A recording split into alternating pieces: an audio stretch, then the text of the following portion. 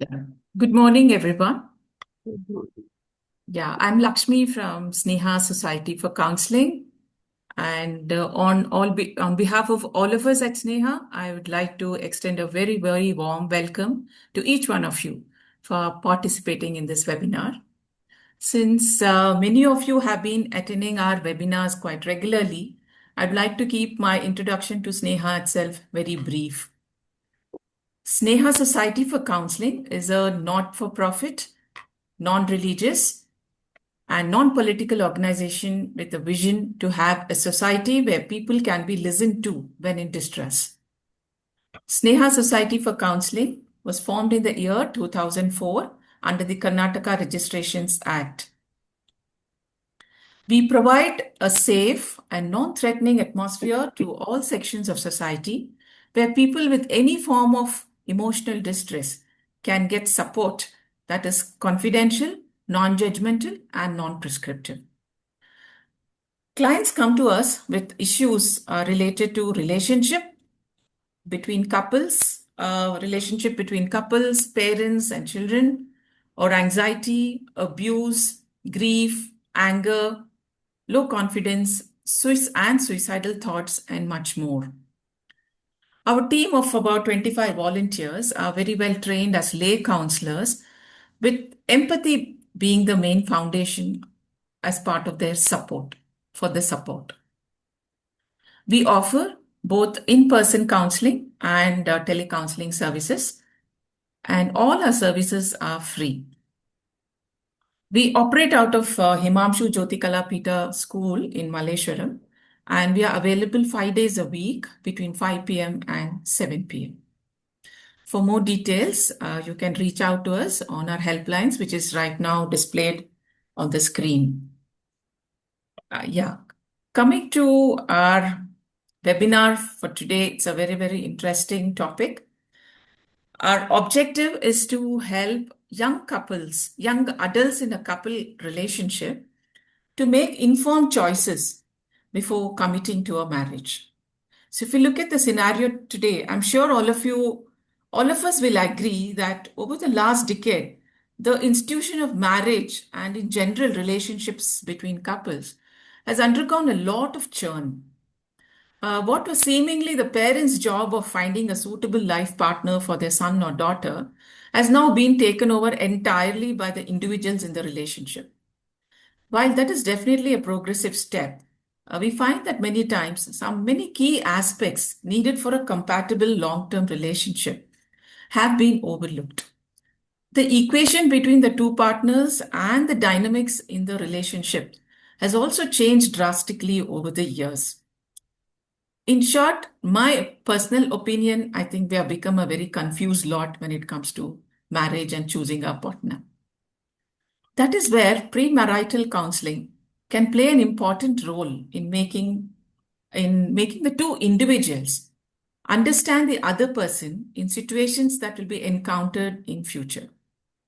Premarital counseling can help in setting realistic expectations and managing them, building trust and understanding, improving communication, resolving conflicts in a healthy manner, and strengthening emotional connection.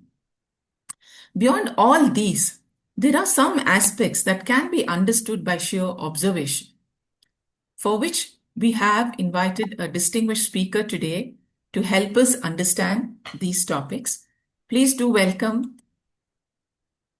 uh, Mr. Sreedhar Mandyam.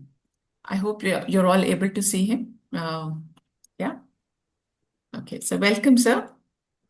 For all of you, those who don't know Sreedhar Mandyam already, his experience spans diverse areas like finance and banking, retail, book publishing, and online education. But his real calling was psychology. He has trained himself in counseling psychology from Banjara Academy and IGNOU. He's conducted many workshops in various organizations, sharing his skills and passion for counseling topics. Currently, he's a founder director of Darwin Psychology Center that offers training in different domains of psychology. And many of us Neha volunteers are students of his sessions. He's also an active counselor. He's a great friend of Sneha, and what we find unique about him is simplifying complex concepts and articulating it that is relatable for everyone. I request Sreedhar Mandyam to share his experience and expertise in the field to help our audience make better and informed partner choices. We have compiled the questions that many of you had posted during the registration, which will be most of it would get covered as part of his session. And during the session, if you have any more questions, please post them on the chat box and we will address it towards the end and based on the time. Once again, let's welcome Sreedhar Mandyam. Over to you, sir. Thank you, Lakshmi. Good morning, everyone. Good morning. Welcome to this session on understanding premarital counseling part of it. Lakshmi actually summarized my whole session right in the beginning by noting all the highlights that we're going to talk about. So thanks a lot to Lakshmi, Krishna, and members of Sneha Counseling for inviting me for this session. My association with Sneha goes long time back. We have done so many programs together, and like Lakshmi mentioned, many of the volunteers at Sneha have done courses in our center. Grief counseling, student counseling, marriage counseling, career counseling. Many of those courses have been done by a lot of people here. So thanks to Sneha for inviting me for this. I would really love it if I can have more of you on the video. It's really motivating to address people when I see them rather than just black boxes. So if you can switch on the videos, that will be really great. So thanks for that. So today we are looking at premarital counseling. And let me just lay out what I'm going to look at this. Firstly, I'm going to take you through why do we need premarital counseling, right? Why do we need premarital counseling in today's world, which Lakshmi mentioned some of the points. So I'm just going to highlight those points again. So why do we need premarital counseling? And second thing that I'm going to talk to you about is what is the general way people go about measuring compatibility, right? What is the if I can say one way of looking at compatibility now, how do normally people go about measuring compatibility for the couple involved?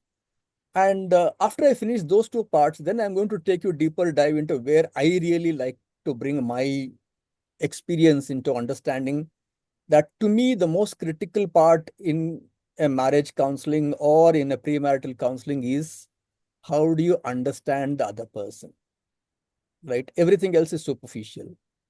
How do you understand the other person at a deeper level, and how do you learn to accept what you see? That is what my focus is going to be on this session, that how do you really understand another person if you want to build a harmonious relationship with them?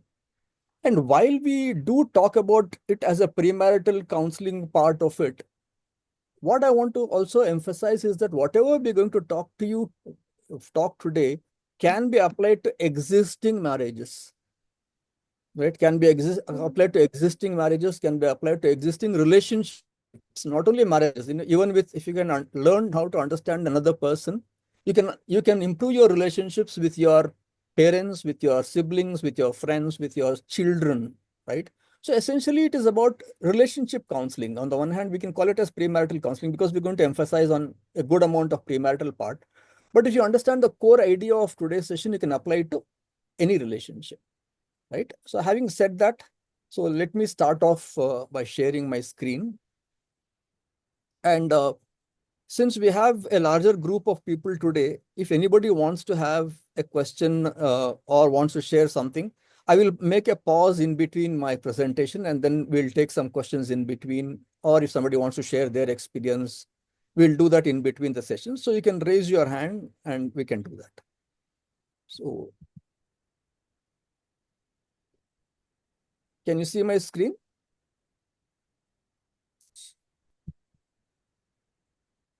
Is it visible? My screen is visible? Yes, we can see it. Sir. Right. So we are looking at premarital counseling. We are looking at what are the patterns, what are the problems, and what are the possibilities. That's what we're going to take a look at. Right. So why is it needed today? When you look back at how the marriage scenario has evolved over the years, you really wonder, why do we need premarital counseling? I have my mom at my home. She is 84 years old. So I was mentioning to her that, today I have a workshop, and she was curious, what is the topic, she said. I said, I'm doing premarital counseling. She said, what does it mean? I said, it is about people who want to get married, to help them to understand. She said, why do you think we need it? We never needed it at our times and all. Right? So I said, yeah, it is not your time. The world has changed a lot and it is needed today's world.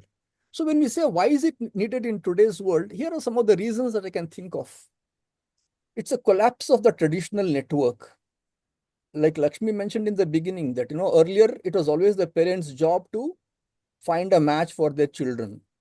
And there was a lot of traditional setup available to us. I'm talking not very long time back. I'm not talking of hundreds of years back. I'm just talking of even 30 years back. Right? I'm talking of 30 to 40 years back when somebody wanted to get married. Most of the marriages were still arranged marriages. Right? Even today, perhaps in the rural areas, it's still an arranged marriage. But when we are looking at the urban scenario where we are staying in places like Bangalore, Hyderabad, Delhi, Bombay, and all, the traditional network has collapsed. Right? There's no longer the traditional network that available to us. And today, if somebody, let us say, comes to me, let us say one of my niece and nephew comes to me and says that, I want to get married. Can you help me how to get married? I have no clue where to go in my own traditional network. Right? Earlier, people used to marry within communities. Right? Today, that is no longer the case. So even that support that was there, that, you want to discuss that I want to get to marry this person, I want to talk to somebody, that network itself is missing for you. Your family sizes have shrunk and the elders in your family are dispersed. So you really don't have the traditional network available to you. And second thing is again a radical shift in expectations from people. When we look at earlier times, why did he get married? The marriage was, okay, he's going to earn, I'm going to run the family. That's it. That was the expectation. The expectations were extremely, extremely realistic and extremely low. Right? Today, the expectations are extremely high for everybody. And that's, I wouldn't say that is wrong or right, but that has made a lot of difference to, do we need premarital counseling? Do we need to temper down expectations from people around us? If they're going into a marriage with a very high expectations with rose-tinted glasses, there's going to be disaster coming around. So how do we do this part of it? So this is another reason why radical shift in expectations. And thirdly, the meaning of marriage itself has changed so much. Today, when somebody says, why should I get married? We really don't have good answers for that. Right? Today, why should I get married? Earlier, if somebody say, oh, if you get married, then you have a stable partner. I can have a stable partner even with a living relationship. So why should I get married? No, if you get married, then you have a stable sexual partner. I can have a lot of sex even without getting married. So why should I get married? No, if you get married, then you can raise a family and children. I can raise a family even without that. I can go and adopt children, or I can go and have my own babies now without doing it. I can freeze my eggs. I can always marry later. Right? Today, even if you tell people that, no, there's a window for you to get married and you have to raise a family within that. No, there's no window like that. Today, I can freeze my eggs, and whenever I want to get married, I can get married and have a baby. So look at it. The entire meaning of marriage has changed. Right? Earlier, again, another big change that has come about in the last 40 years is the empowerment of women. Empowerment of women has again changed the role of marriage and marriage counseling. Right? Earlier, it was always the men who went out and earned and the women who ran the family. The 1980s changed the scenario as a big change when women began to get educated and women began to go out and earn. And this is where, when we look at today's world, when Lakshmi said today, most of them people are choosing their own partners, it is because there's an opportunity to choose your own partner. Earlier, there was no such opportunity. Where was the opportunity 50 years back not to choose your own partner? Because today, if you look at it, people fall in love, if I can say, with people whom you're working. Right? Most of the things happen there. You're working or in a college atmosphere where you kind of get to know somebody, you like them, and that's how you bridge a relationship. So today, the opportunity to find your own partners have increased. So as a result, the expectations have dynamically increased. Right? So today, women need not get married because they need somebody to provide for them. That era is over. Right? The woman can provide for herself. She can go and earn. She can earn as much as a man does. So that is a changed role in the marriage. So these are the reasons why we look at marriage counseling is essential today because of all these things. So I come to the main part of here of compatibility. How do we understand compatibility itself? So when you look at most of the time, the idea of compatibility drastically reduces to what do we like about the other person, right? And somebody comes to me after a first meeting and says, oh, I think I like this person a lot. I said, what makes you like this person a lot? He and I have the same thing, we like the same Netflix videos. I said, excellent, Netflix videos are wonderful to see. In a marriage, you're going to be there 24/7. How long are you going to sit and watch Netflix videos? We like the same kind of food. Wonderful. You like the same kind of food. How long will you eat the same kind of food? Right? His colors and my colors, we have the same aesthetic sense. Wonderful. Right? So when you look at compatibility, how people think whom they should choose or whom they should marry, it becomes so superficial of, asking these kind of questions for the partners. Now, what's your favorite color? What movies do you like? What food do you like? Which are your favorite places to travel? Right? All these are nice to know, but totally unimportant. Right? It's like the what example can I give? It's like a KBC show, right? You go to a Kaun Banega Karodpati show and they ask you those questions, and oh, what is the capital of Italy? And somebody answers, oh, this is the capital of Italy. Wonderful, such wonderful knowledge he has. What is the currency of China? He answers that. So four such questions you answer, and you begin thinking, what a brilliant boy, he knows so much. Does he really know so much? Right? This is what we call as trivia, right? You can be a master of trivia and know nothing about any topic, right? It's good as an entertainment part, it's good to know. But when we come to marriages, marriages are not built on knowing trivia about the other person, right? What color he likes, what food he likes, what are his choices. Oh, we are very compatible because of all these things. No, you're not compatible because you share the same taste. People have not parted from relationships because they have the same taste. You can have the same taste. You can have the same like choices of food, coloring, clothing, design, everything. Do you part because you have the same taste?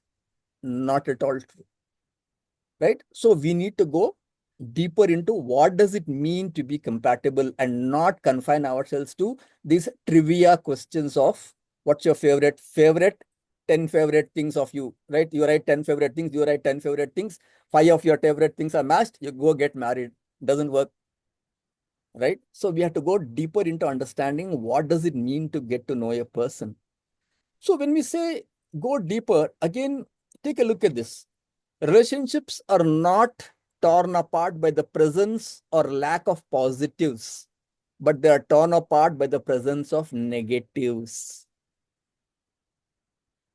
Relationships are not torn apart by the presence or lack of positives. You can even lack the positive, right? There are many marriages today I know which are still working. There's nothing greatly positive in it, but there is nothing negative in it.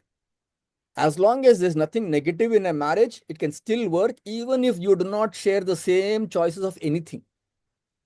Does it make sense? Right? I'll give you another analogy to understand what I mean by lack of positives or presence of negatives.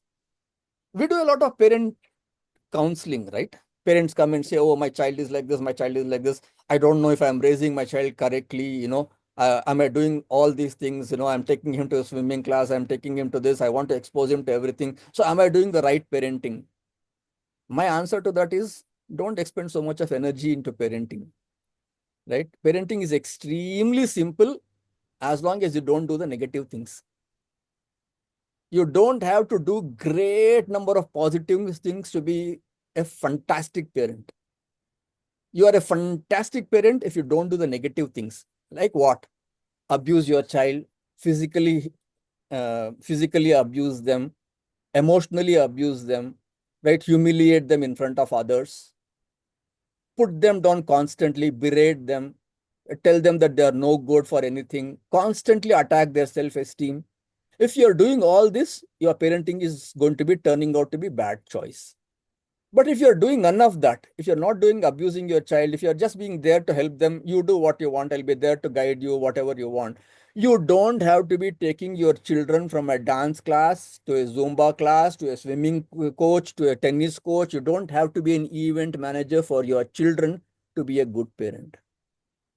You just don't have to do the negatives. It makes it so simple. You don't have to spend so much of energy. Look at all the people who come into counseling and talk about how their parenting has affected them. Has ever anybody come to you and said that, no, my parenting got really screwed up because my dad didn't take me to swimming class? Or my mom said, no, you don't go for dance, you go for music. She said that's why my whole life is ruined. Does anybody come and talk of lack of positives in their parenting? Nobody does. They only talk of negatives. My dad abused me. My parents neglected me. My parents forced a choice on me. I didn't want to do engineering, but my dad said, no, you got to be an engineer because everybody in the family is an engineer.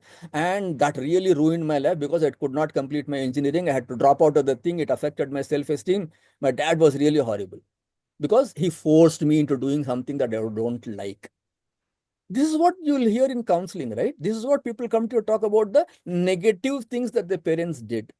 So the same thing applies in a relationship when we're looking at a marriage. A marriage does not fall apart because of lack of positives. A marriage falls apart because of presence of negatives, right? So let's take a look at it. When we say this friction factors in a relationship, these are the things that we need to talk about, right? I don't care if you don't talk about, what are all the common things you share, but do talk about the friction factors in a relationship.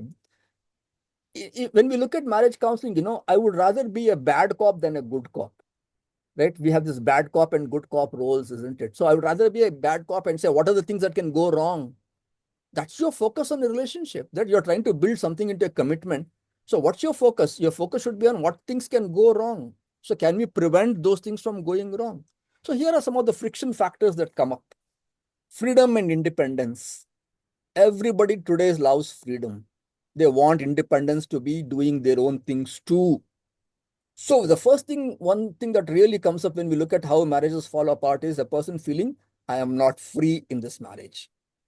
I am being controlled in this relationship. I do not have the independence. I do not have financial independence. He controls all the money and I feel miserable about it, right?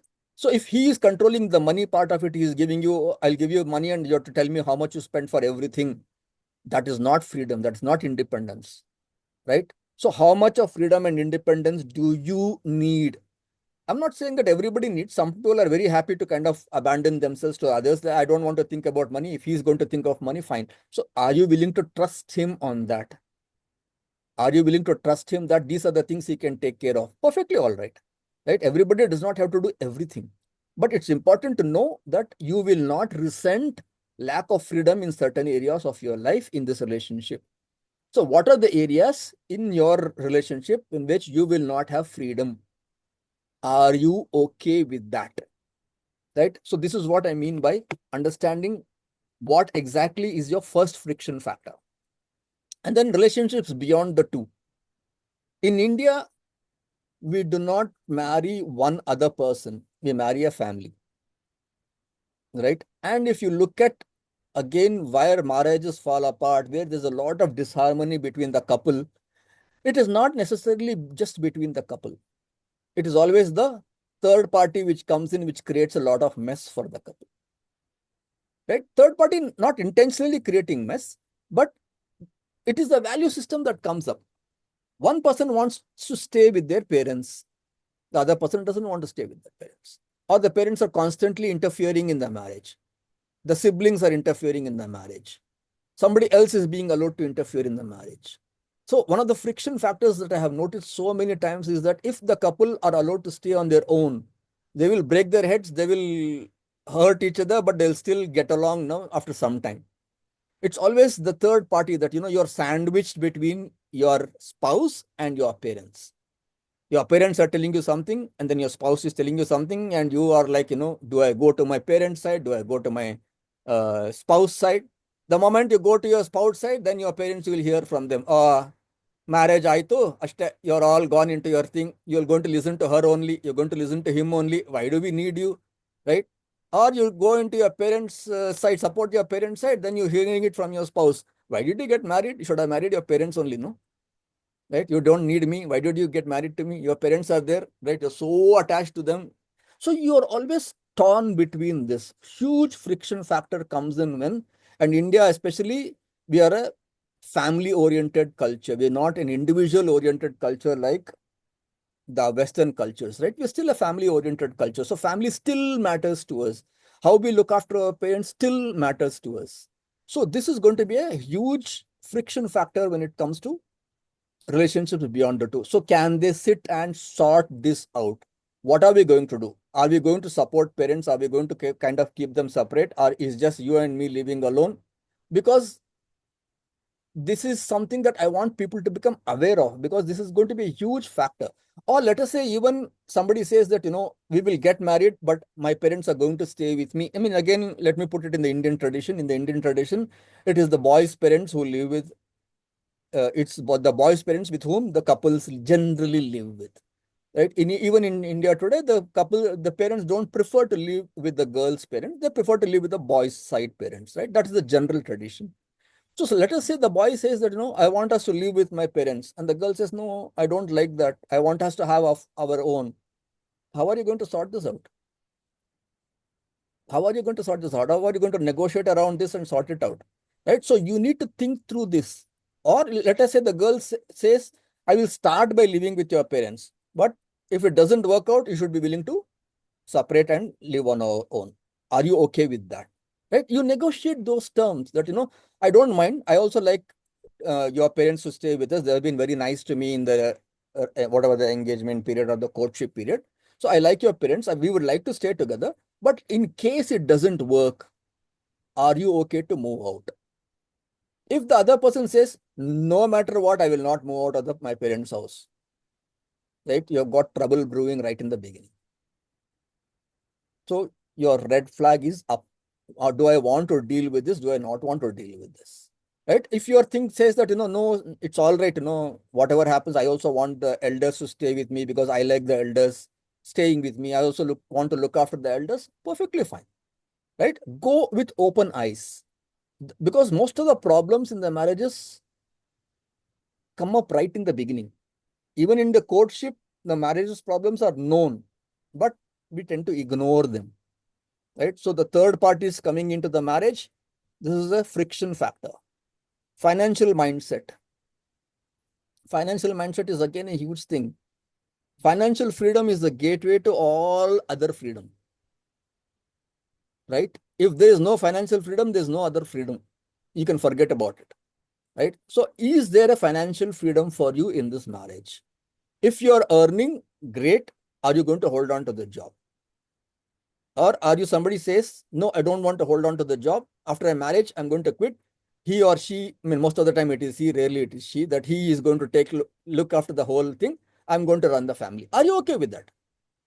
I mean, there's nothing like everybody has to earn, right? There are many people who says, I'm just working because I've got nothing else to do. But once I get married, I don't want to work because I don't like to go out into the offices and work. Great. If your mindset is that, then you can get into that. But if your mindset is no matter what happens, I will never give up my job, then is the other person okay with that? Because financial things become very important. And who earns more than whom? Again, friction factor, right? Let us say in the beginning that the person says that, the girl is earning less than the boy. Would the boy be okay if the girl someday suddenly gets a promotion and she starts earning more than him? Or will his ego blow up? How can I earn less than my wife? Right? So you give up the job, you don't take this. What are you going to do? And is your job something that makes you travel? That's going to be another thing, right? Is your job a transferable job? If you're going to be a transferable job, have you thought out today, wonderful, you're both living in the same city and you're looking at it, but tomorrow if one of you gets transferred by a company, what are you going to do? Are you going to stay in the same city, or are you going to have a distance relationship? Are you okay with that? Right? Money factor plays a huge role in relationships. Never ever forget that. Don't underestimate the power of money in the relationship. right? Everybody likes to have that freedom. And even if the person says that, I'm okay with my husband earning and giving me some money to run the home, fine. But as long as it is not used to point and throw you down all the time. Oh, you are not earning. You are not earning. I'm the one who is earning, right? You're just sitting at home and enjoying yourself. These barbs, you have heard it 1,000 times, right? I'm sure all of you have heard in your counseling sometime or the other that, you're just living off, you're freeloader, you're doing this. I am the one who is earning the money. You're doing nothing. And it really messes up a person's life because he or she thinks I also could have earned this. I gave up this to raise a family. And today you're throwing this at me that I'm not good enough or I'm not good enough because I don't earn. Right? It's going to be a huge factor, friction factor in marriages, unless this is sorted out right in the beginning. And then sexual preferences, right? Sexual preferences can come in various ways. One person thinks that marriage and is fine, sex is only for procreation. Sex is only for procreation. As long as you have children, then sex is over. The other person doesn't believe that. He or she believes that, it doesn't mean just because you have kids, sex is over. I mean, all you wanted me is a baby producing machine. Is that all what you wanted? Right? So many times. I mean, I'm saying it from the both ends. It can be a man's view. It can be a woman's view. Don't think it's only going to be a woman's view. No. Right? Today, even women look at sex and saying, no, I also want the pleasure. Why can't I have this in a legitimate relationship? So this things becomes very important of how you talk about this, each of your preferences, each of what you like, what you don't like, right? It's an important area where friction can come in. And then children versus no kids. Do you want kids? Do you not want kids? Oh, my husband is saying he doesn't want kids, but let me get married. I will convince him. Not happening. Right? You're marrying hope, you're not marrying reality. Right? Don't marry hope. Marry reality. Right? You can't convince your husband to have kids. You can't convince your wife if she says, no, I don't want to have kids. I just want to be a career woman. Both of us will enjoy our life. If you're not on the same plane, if one of you thinks you should be having the kids and the other person says you can't be having the kids, can you convince the other person later? Possible, but don't bet on it. Right? It's going to be a huge friction factor between you and your spouse. And then parenting styles, of course. If you decide that, yes, both of us will have kids, what kind of parenting style would you be adopting? I mean, the styles can still be different, but at least the parenting vision should be common. Do you have the same vision for your kids? Or do you have a different vision? If you have different vision, your parenting style no longer matters. But at least if you have the same vision for your kids, then parenting style can still be different. The husband can be the good cop and the wife can be a bad cop, but still it will work. But if the vision itself is different, there's going to be a lot of friction there. Lifestyle and personality issues. I'll talk more deeply about this as we go along. But lifestyle and personality issues matter a lot to people. Right? When I say lifestyle, it means what adds value in my life. If one other person says being with my friends adds a lot of value in my life, that's going to continue even after marriage. Right? He or she feels, what's the point if I don't go out and meet my own friends? I mean, I have cultivated friends so much, and I'm having a relationship with you in a marriage, but it doesn't mean that, I give up all my friends because it adds a lot of value to me, right? Looking after my old age parents adds a lot of value to me. This is an important value to me that I want to look after my parents, right? You can't stop me from looking after my parents. So lifestyle issues and personality issues will dig deeper into it, but it does matter a lot in marriages. These are the friction factors that we can look at, right? So just let me pause here. Any thoughts anybody wants to share or say? You can just raise your hand and I'll call you out.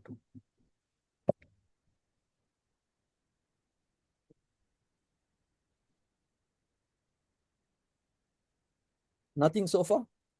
Yes, Siddharth.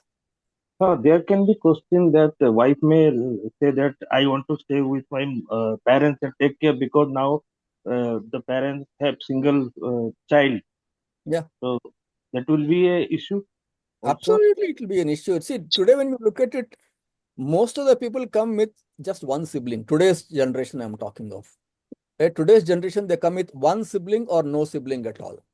So today we can't say that, it is the job of the boy in the family to take care of his parents any longer. Right? So if the girl says, I also want to look after my parents, sort it out. Right? How are you going to do that? Right? Are you all going to stay in the same complex, two different flats, and you're going to arrange for everything together, but you're going to have your own unit? Fair enough. But are you going to say, no, my in-laws can stay with me, but my parents are going to stay separately. I'm going to provide for them. I'm going to be looking after them. Fair enough. Or are you saying that, all of us can live together because a very harmonious family, hum saath aath hai, whatever you want to see, saath aath hai, Is that a way you want to look at it? Perfectly valid.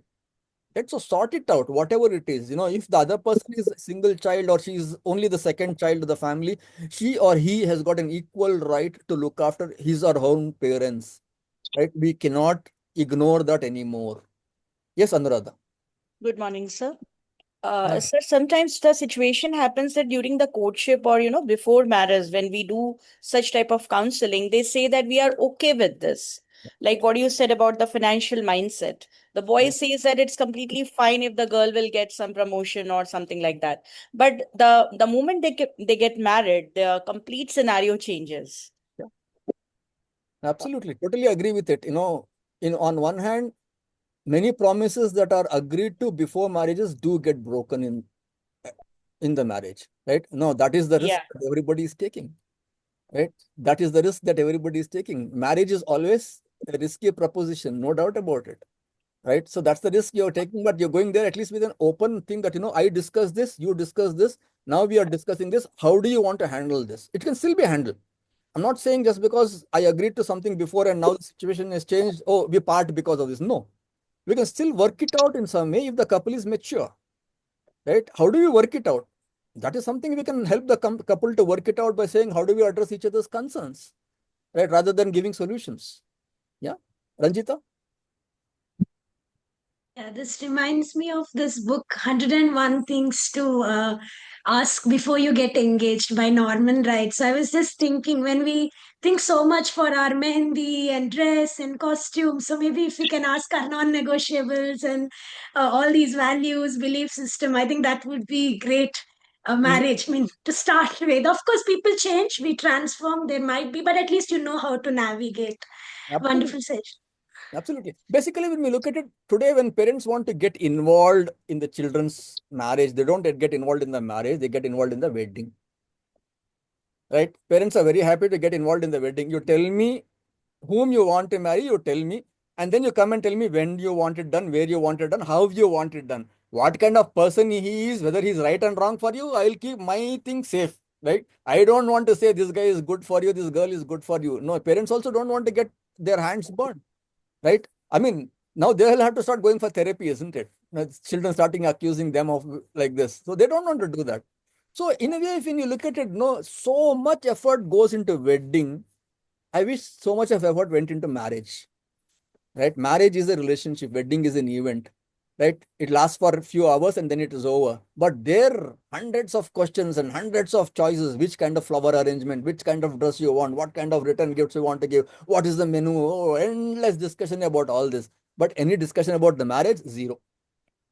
Right? So Ranjita says, what she says is so perfect. We wish 101 questions about the other person rather than about I the read wedding. it after marriage, but then still work. But something that I remember, like my father used to say, the next day all the decoration, everything goes to the dustbin. But if you Yes, can spend more time in understanding, that might work isn't it? So true. better. Yes. Yeah. Shashi? Yeah, first of all, thank you so much, Sreedhar, once again, that I'll do through my message.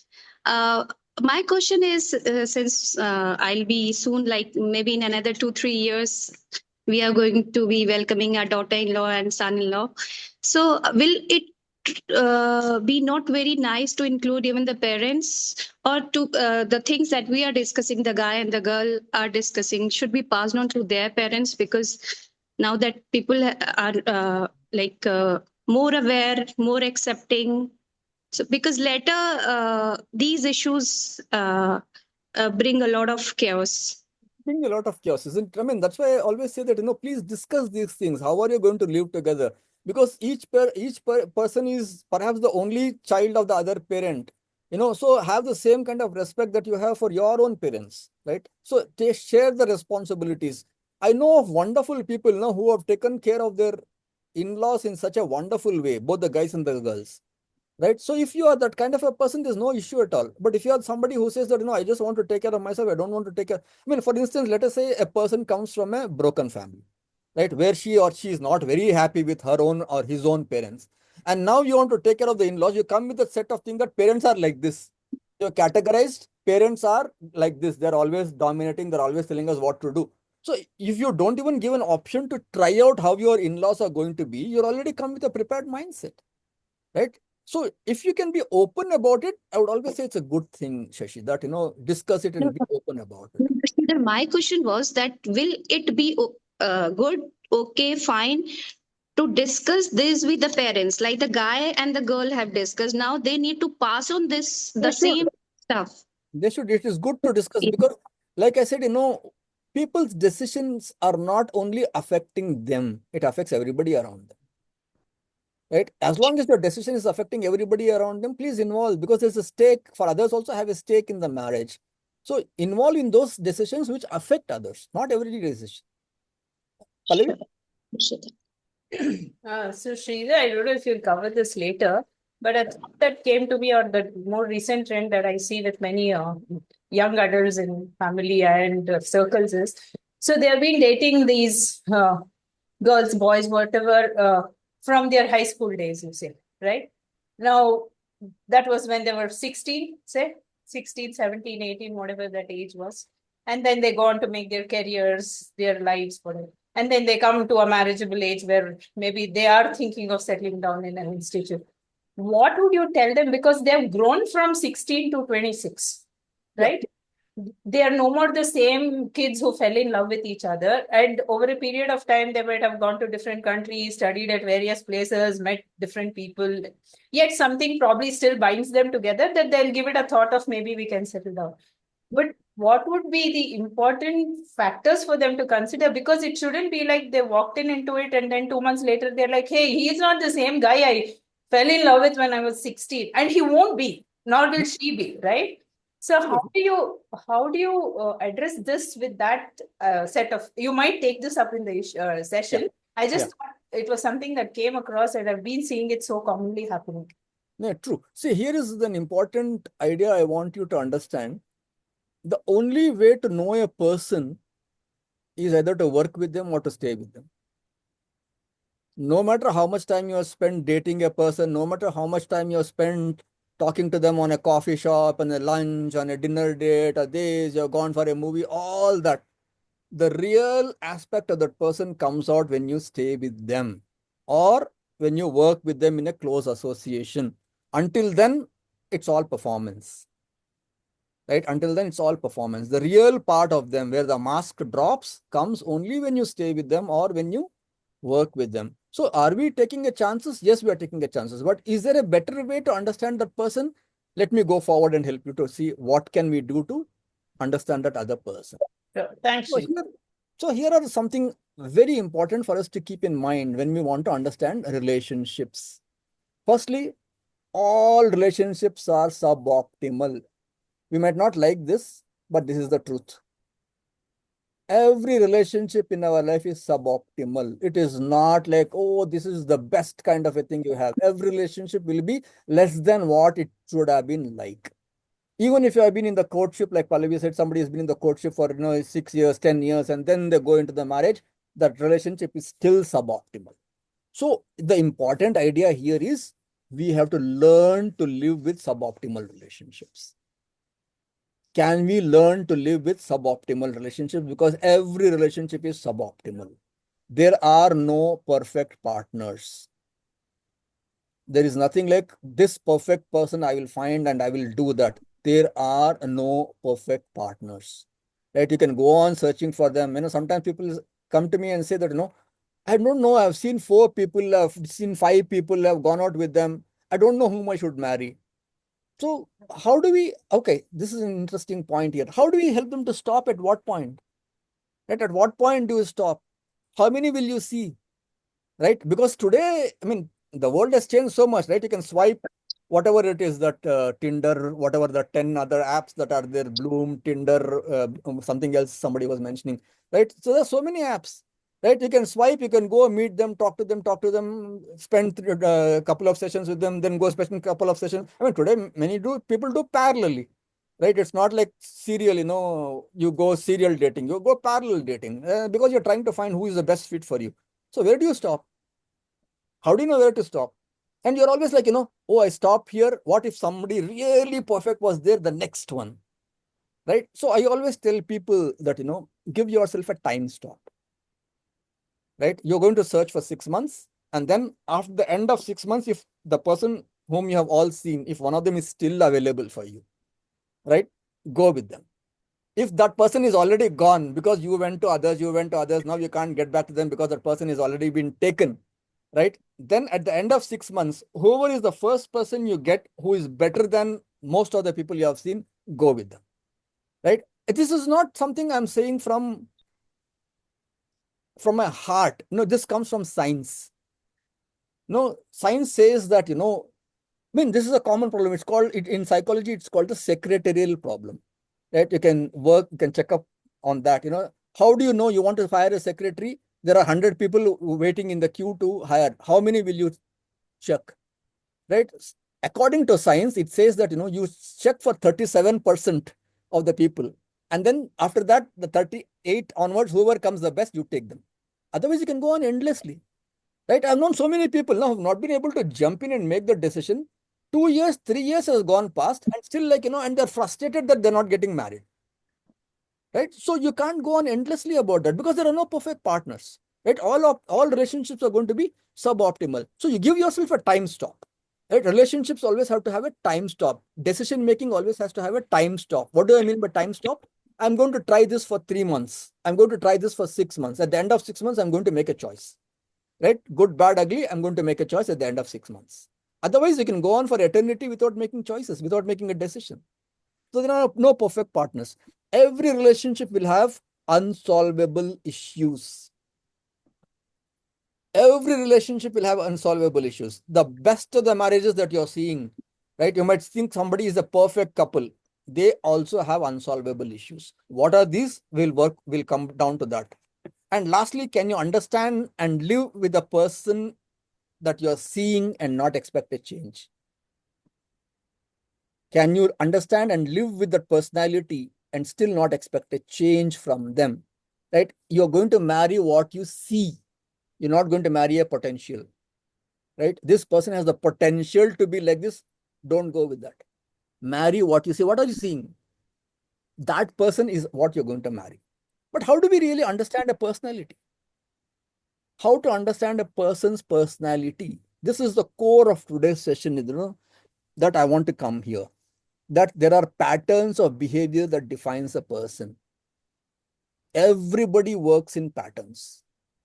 Our behavior is very much of a pattern. You will do the same thing again and again and again, right? Unless you become really conscious of it and say, I want to step out of this pattern, believe me, you will be doing exactly the same thing.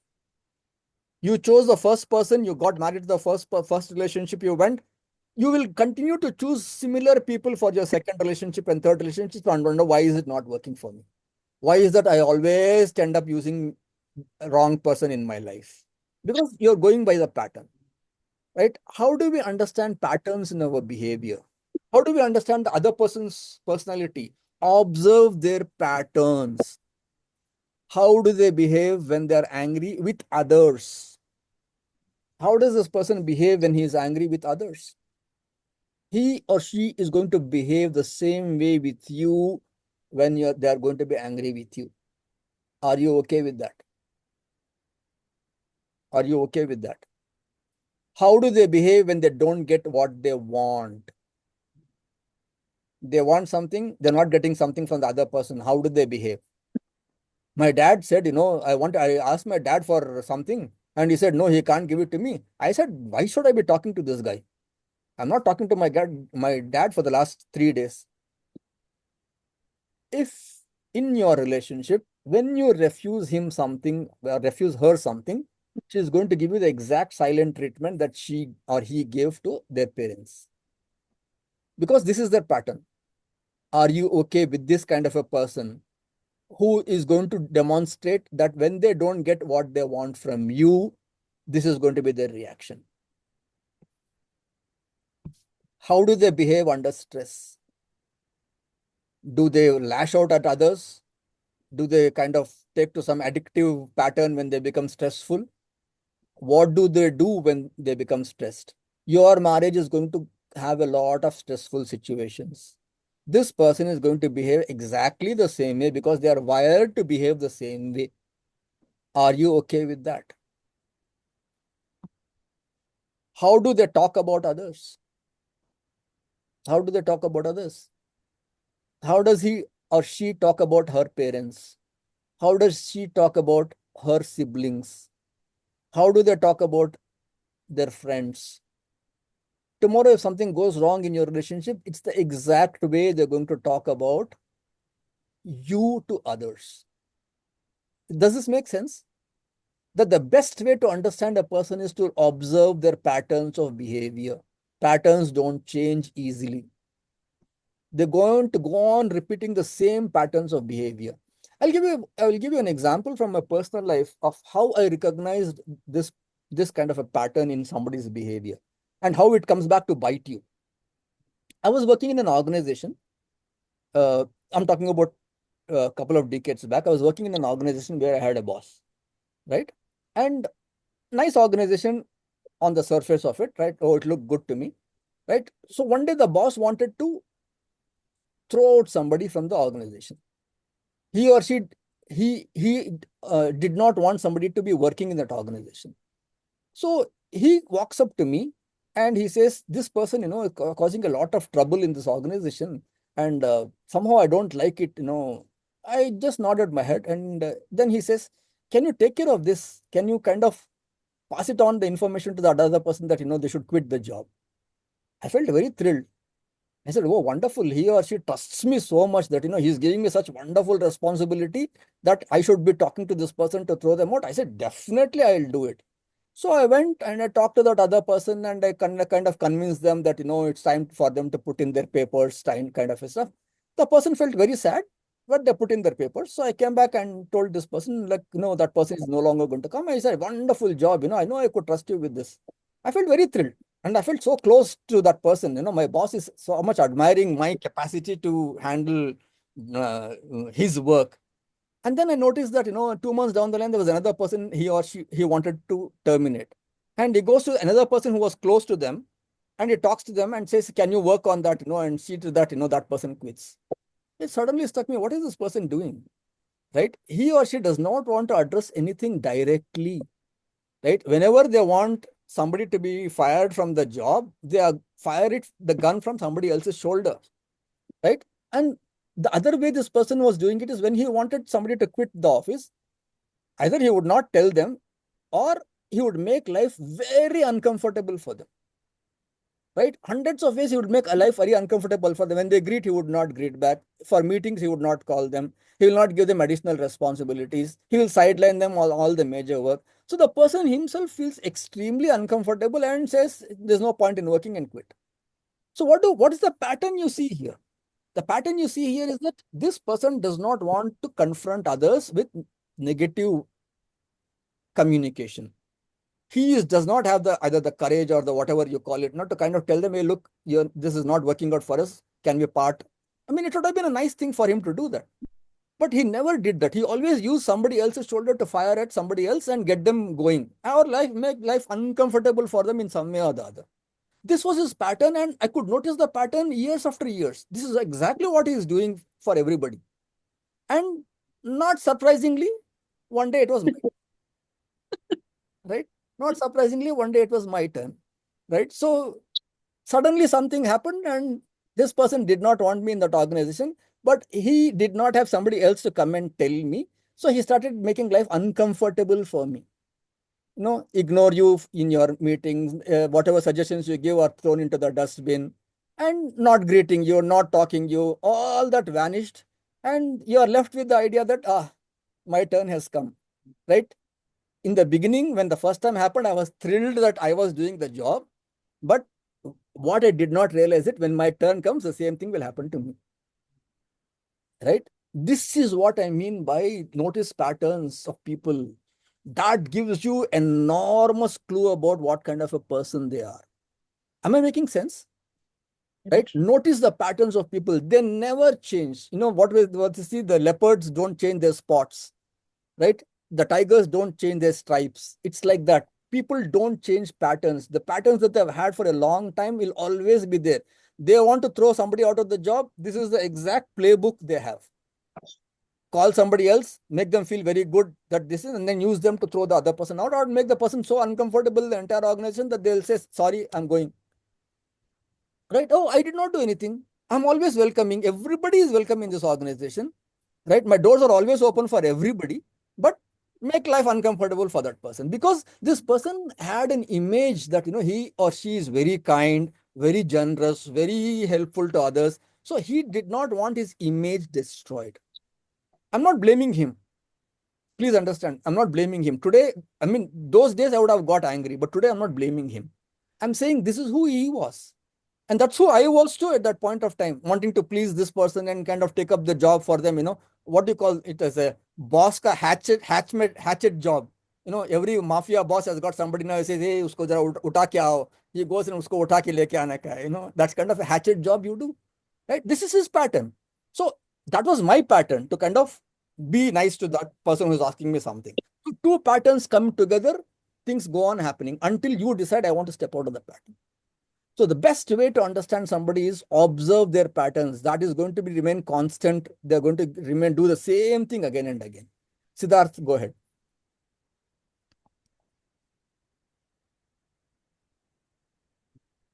Siddharth, you have raised your hand. You have to unmute yourself and ask. No, sir. Okay. Pratima? One thing I want to say is about the observation that earlier you had mentioned, Sreedhar, that how long do you need to wait to get the next your partner? Yeah. So there's this joke that it's about computers and having a marriage partner is the same. If you wait for a little longer, you'll always get a better model. So this is a joke that is there. So, but jokes apart, when you were talking about this pattern and what is the behavior of the pattern, one thing that I'm reminded of is actually my children told me about this, is to observe how that person treats somebody who is a subordinate, or Yeah. someone who is a helper, or Yeah. who is working for you. Observing that talks a lot about that person. 100%. So this is just one cue to tell you how that person treats will tell a lot about that person. Absolutely. Yeah, thank you. Yeah. Lakshmi, go ahead. Yeah. Yeah. See, one way of observing that you mentioned was like work with them closely, and which is very true. But many times we find, I don't know whether it's specific to the Indian culture, people are different at the workplace and what they are at home. Huh? Yeah. So how does one address Yeah. that? Yeah. See, when I say work with them, I'm not saying that, if you're working in the same atmosphere, you will get to know them. No, you have to be working with them on a project. Right? Only when you work with them closely on a project, then you will get to know, how does this person handle stress? How does this person handle deadlines? How does this person handle superiors? How does this person handle people who are subordinates to them? Right? That is what I mean by observing Yeah. closely. Yes, people can have two different personalities at work and at home, no doubt about that. But at least you beginning to open your eyes to see what is this person Very about. true. Right? Instead of asking foolish questions like, what's your favorite color and what's your favorite food? True. Right? That's what I mean by that. Yeah. Yeah. Siddharth, you still have a raised Yes, hand. You want to yes. ask? Sorry, I last time could not get that how to unmute myself. Yeah. So first of all, would like to thank you, Sreedhar sir, for such a insightful this one video conference and webinar. Regarding these patterns, me and my wife is also right now listening to this webinar. We just wanted to know that now we are realizing that we have certain patterns, right? And we also want to make it a very good fruitful partnership marriage as well. So how can we come up any patterns which may not be pleasing the other person? Yeah, we'll talk about that, right? We'll talk about how do we handle unsolvable problems, because most of the patterns go towards understanding personality, right? I hope I would have addressed your concern by end of this session today. Yes, Seema. They also say travel with the person. So many times, in a very comfortable place with cousins, you see you really hit off very well. But actually, when you travel with them, you understand all the idiosyncrasies of each other. So, yeah.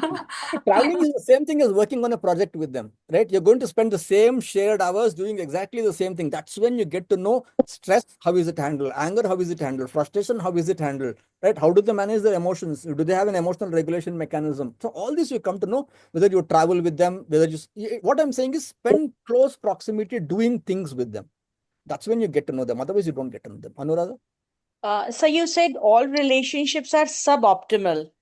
So can you just explain this again? What I mean by that is that, every relationship will have something that you will not get out of, right? You will not get everything out of one relationship, Okay.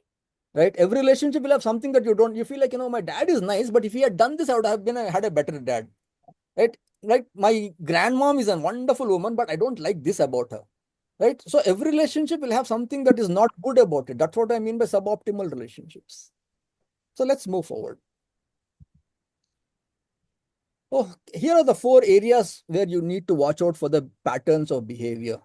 Core values, right? Core values. How do they address core values? We'll talk about these 4 things again, right? Emotional regulation skills. How do they manage their emotions? When, like I said, the key observation is what do they do when they become anxious?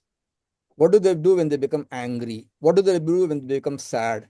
What do they do when they have done something wrong? As simple as that, right? This person has comes and says, today I did something. My sister was there. She did this. I did this. I know I have done something wrong, but I don't want to apologize for it. What does it tell you? That this person believes not in apologizing, right? Not in apologizing. My sister did this, but I've kind of don't want to apologize for it, and I don't even want to tell her that I did this for her. This person is saying that he or she will not take responsibility for their actions. Read that, right? That is what going to happen to you when you and he are going to have a problem. This person is not going to apologize to you too. You're not special. That's an important thing to understand. You're not special just because you're going to be his partner. He or she is going to treat you exactly the same way they treated their sister in a particular situation, in that particular context. If you have the same situation or context coming up with you, he or she is going to be exactly the same. Does this person hide things from their loved ones? He comes and tells you that, I did this, but I never told my dad I did this, because if I tell my dad, he's going to get pissed off. This person is also going to keep secrets from you because you're going to get pissed off when you get to know the real truth, right? This is what I mean by patterns of behavior.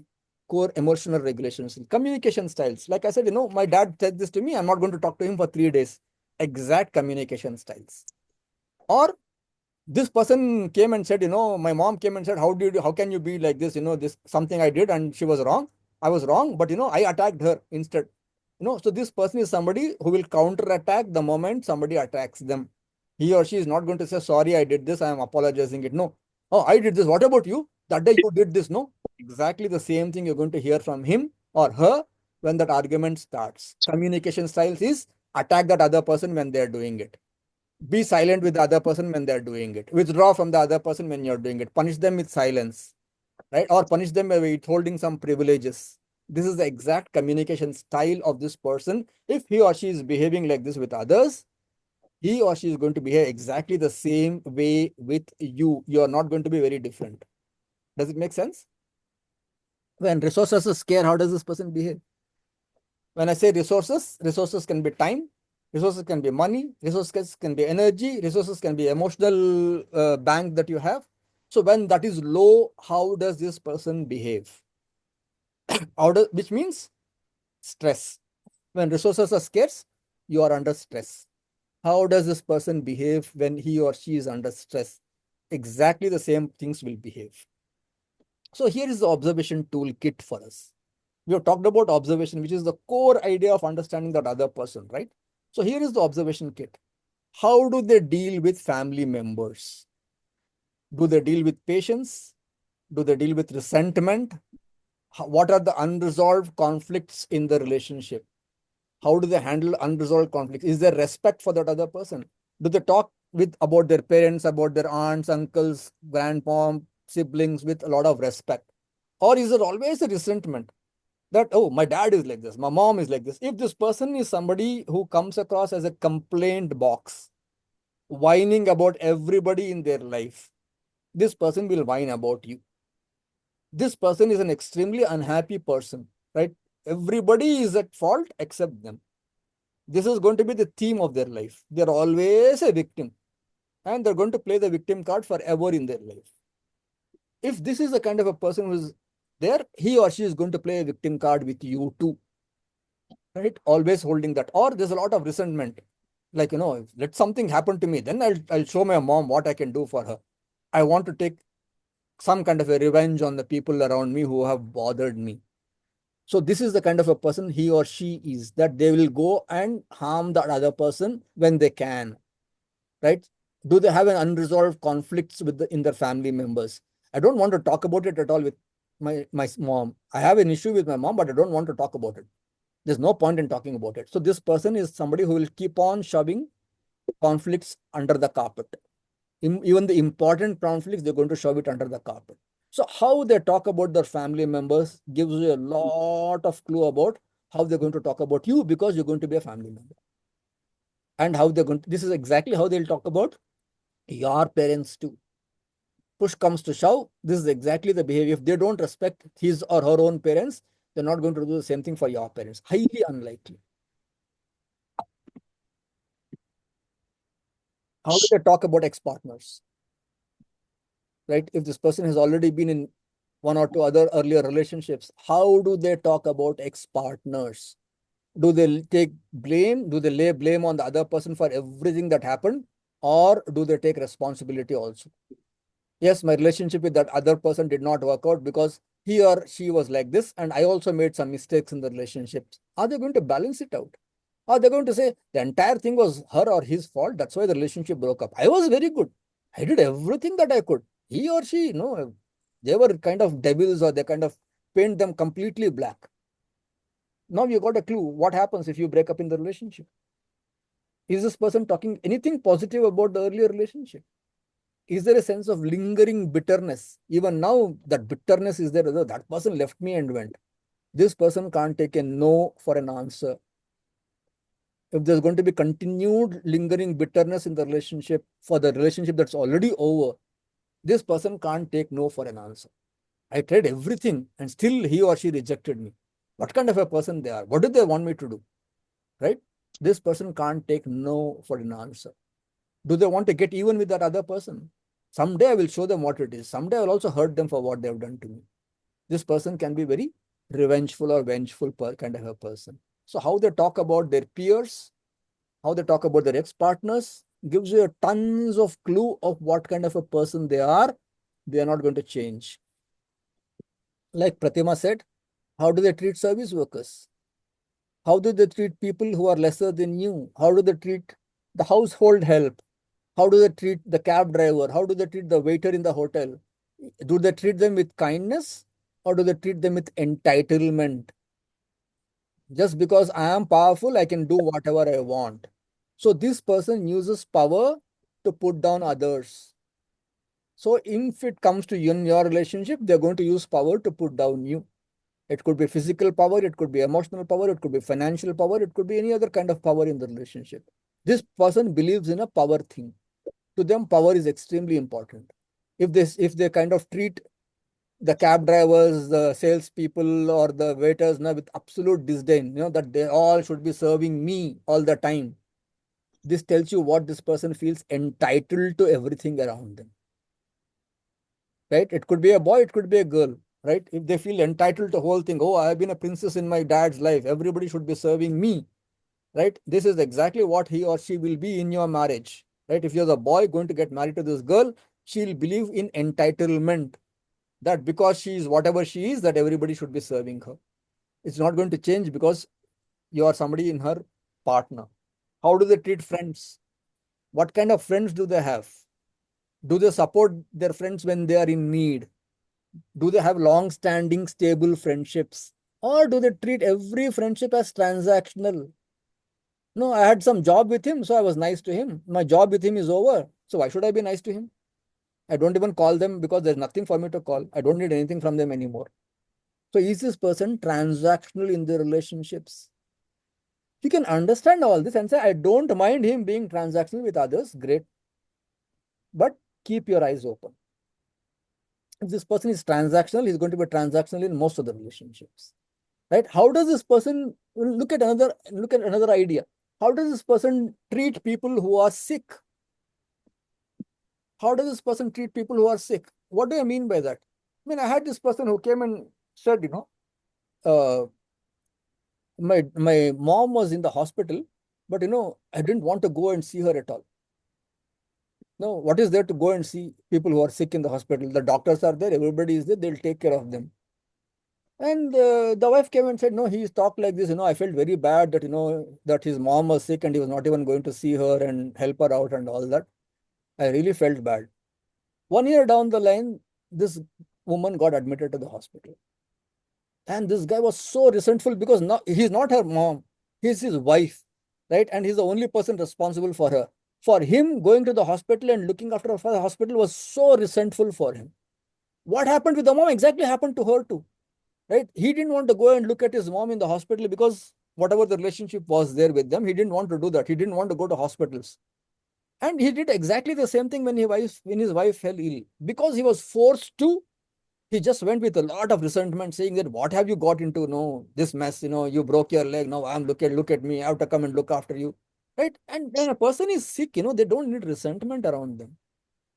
They need kindness. They're already going through a lot of pain, right? You don't want a spouse now who is going to be resentful because you fell sick for no fault of yours, whether physical ailment or mental ailment, whatever comes to you, for no fault of yours, right? But this person behaved as if it was their fault. This is exactly what I'm saying about observe how they treat others, gives you tons of clue of what kind of a person they are. And here is the thing, when you're observing, active listening, extremely important. Hear their words, hear their emotions, hear the unsaid things. Observing behavior patterns over time. Don't look at isolated incidents. Don't look at one thing that he did. If somebody does it once, that is excusable. If somebody does it twice, your antenna goes up. If they do it the third time, that's their pattern, right? Once can be a mistake, second is a flag, third is a pattern. So if you see 3 times them doing the same thing again and again, this is how this person's pattern is, right? Look at their emotional responses. That's a critical part. How do they emotionally respond? Do they blame or do they take responsibility? Do they behave like a child or do they behave like a grown-up? How do they behave when they don't have to perform for others? Extremely critical. Many people have seen behavior is extremely performative, which means what? I want to impress others, right? When I will do everything to make others have an image around me, right? That performance is extremely important for them. The example I gave of my boss, extremely performance oriented. Everybody should have a nice image about me. The core is very different, right? If this person is extremely performative, that they put up nice behavior when somebody important to them comes up, somebody more powerful than comes up, you know exactly who you are getting into in the relationship. So this is your observation toolkit. The red flags you ignore in the beginning is the exact relationship. In the relationship is the exact reason why the relationship will be there. You notice the red flags in the relationship very early, right? You notice it very early, but you tend to ignore it. You think, lot of love, right? Lot of romance, lot of passion, right? This is not going to affect me, right? That exact red flags is the reason why you will quit, even if it is years later. I had this, I said, like, I'm a boss. I saw the red flag on the second time, and it's the exact reason why I had to quit that relationship. Right? I can give you many examples from my life like that. Where I saw the red flags early, I ignored it because, oh, nice friend. He's such a nice guy. So many other things are good for him. It will not happen to me. This idea that it will not happen to me is the pitfall. right? It'll happen to you. The way he treated others will be exactly the way he treated you when you're in that situation. That's situational, right? In that situation, it is about this person. This person is like this. So do you want to live with that person? Go with open eyes. I'm not saying you can't live with that person. Go with open eyes. Anything? Let me take a pause and take some questions. So, Sridhar, can I speak? Yeah, go ahead, Shashi. So, Sridhar, thank you so much because the whole discussion helped me in giving a direction to one of my client to who came recently. She's a medical student and she was having a very good time with a guy who had a huge crush and he liked her and he was even planning to propose her. And the girl was confused because she said that he's very nice, very caring. I feel very safety. I feel as if my papa is around me. But she has been attending the session, and I was not very sure why she's rejecting him. Because she spoke about the pattern. She said that he's very submissive. He doesn't take stand, and so what if tomorrow he doesn't take stand when I'm in the real relationship and married. So this is giving me a direction. Thank you so much. Most welcome. Most welcome. Like that's an important part that Shashi brings up. Does this person stand up for the people he loves? Or does he not stand up for the people he loves? If he says, this happened with my sister, I did not stand up for her, I said, let her handle the whole thing. He's going to do exactly the same thing for you when you're in the down dumps. He's not going to stand up for you. Right? I had another person who came and said, no, oh, he's a lot of my mom thing. He's a mama's boy, but let me marry him. I'll change that. I said, please don't get into that. Right? You want to marry him for something else, marry him, but don't think that you'll marry him and change him from being a mama's boy or whatever he is. Right? That's not going to ever happen. And believe me, I've known people who are 50, who are 60 and still follow whatever their parents are saying. Right? They're ever going to be like that. I have a client who is 60 years old, can't say no to anything that his mom says. Right? I mean, it's one thing to kind of respect your parents, be nice to them, but to say everything that they say is fine, that's your personality, right? That's not going to change. So be aware of that part. Okay. So let's move forward. So here are the key questions about values. What does success mean to you? What are your non-negotiables? What are the areas you are willing to compromise on? What are the red lines that you would draw that if you cross this red line, this relationship is not? I can't get into this relationship if you want to have kids. I don't want to have kids. That's your non-negotiable area, right? Don't get into the relationship in spite of the non-negotiable area. You're going to be in huge trouble. So values and priorities mean a lot. My job means everything to me, right? Tomorrow, if my job says you have to go to overseas, I will go there. What are you going to do? You don't want to go to America, or you don't want to go to, who wants to go to America now? But you don't want to go to any other country, right? But if this person says, my job, wherever it takes me, I will go, you have to come along with me. That's a non-negotiable thing for him. What are you going to do about it? Asking these things is extremely important. What are your non-negotiables? And what are the areas you're willing to compromise? How do you cope with stress? One is to observe the person and understand all this. If you're not able to understand that, at least ask these questions. How do you cope with stress? What has been the most stressful situation in your life? Always ask them to give examples. Don't go for abstract things like how do you handle stress? The person will not know what you're talking about. Ask them what is the most stressful situation you have faced in your life? How did you handle it? What's the biggest disappointment you have faced in your life? How did you handle it? What was the worst thing that has happened in your life? How did you handle it? How did you handle disagreements with people you love? This shows you how this person is going to handle conflicts and how to handle stress. I'm looking at everything negative today, right? Because like I said, preventive thing is better than curative thing any day.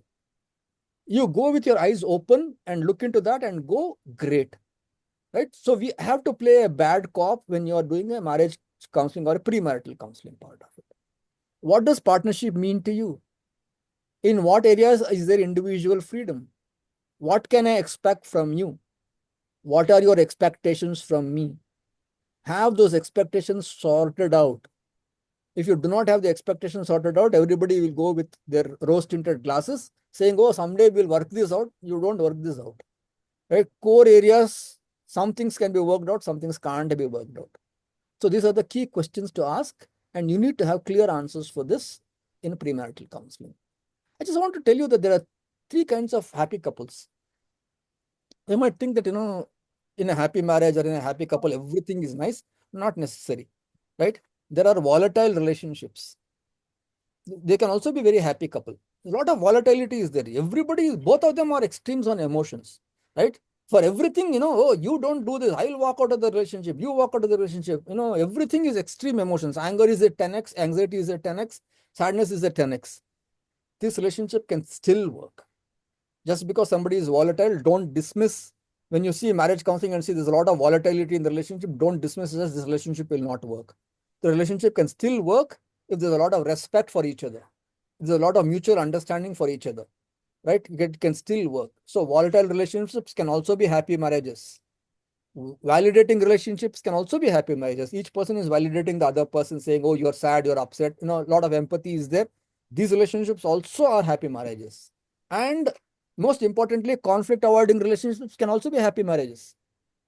There are many happy marriages around in your own life. You would have seen that, conflict avoiding doesn't make them messy.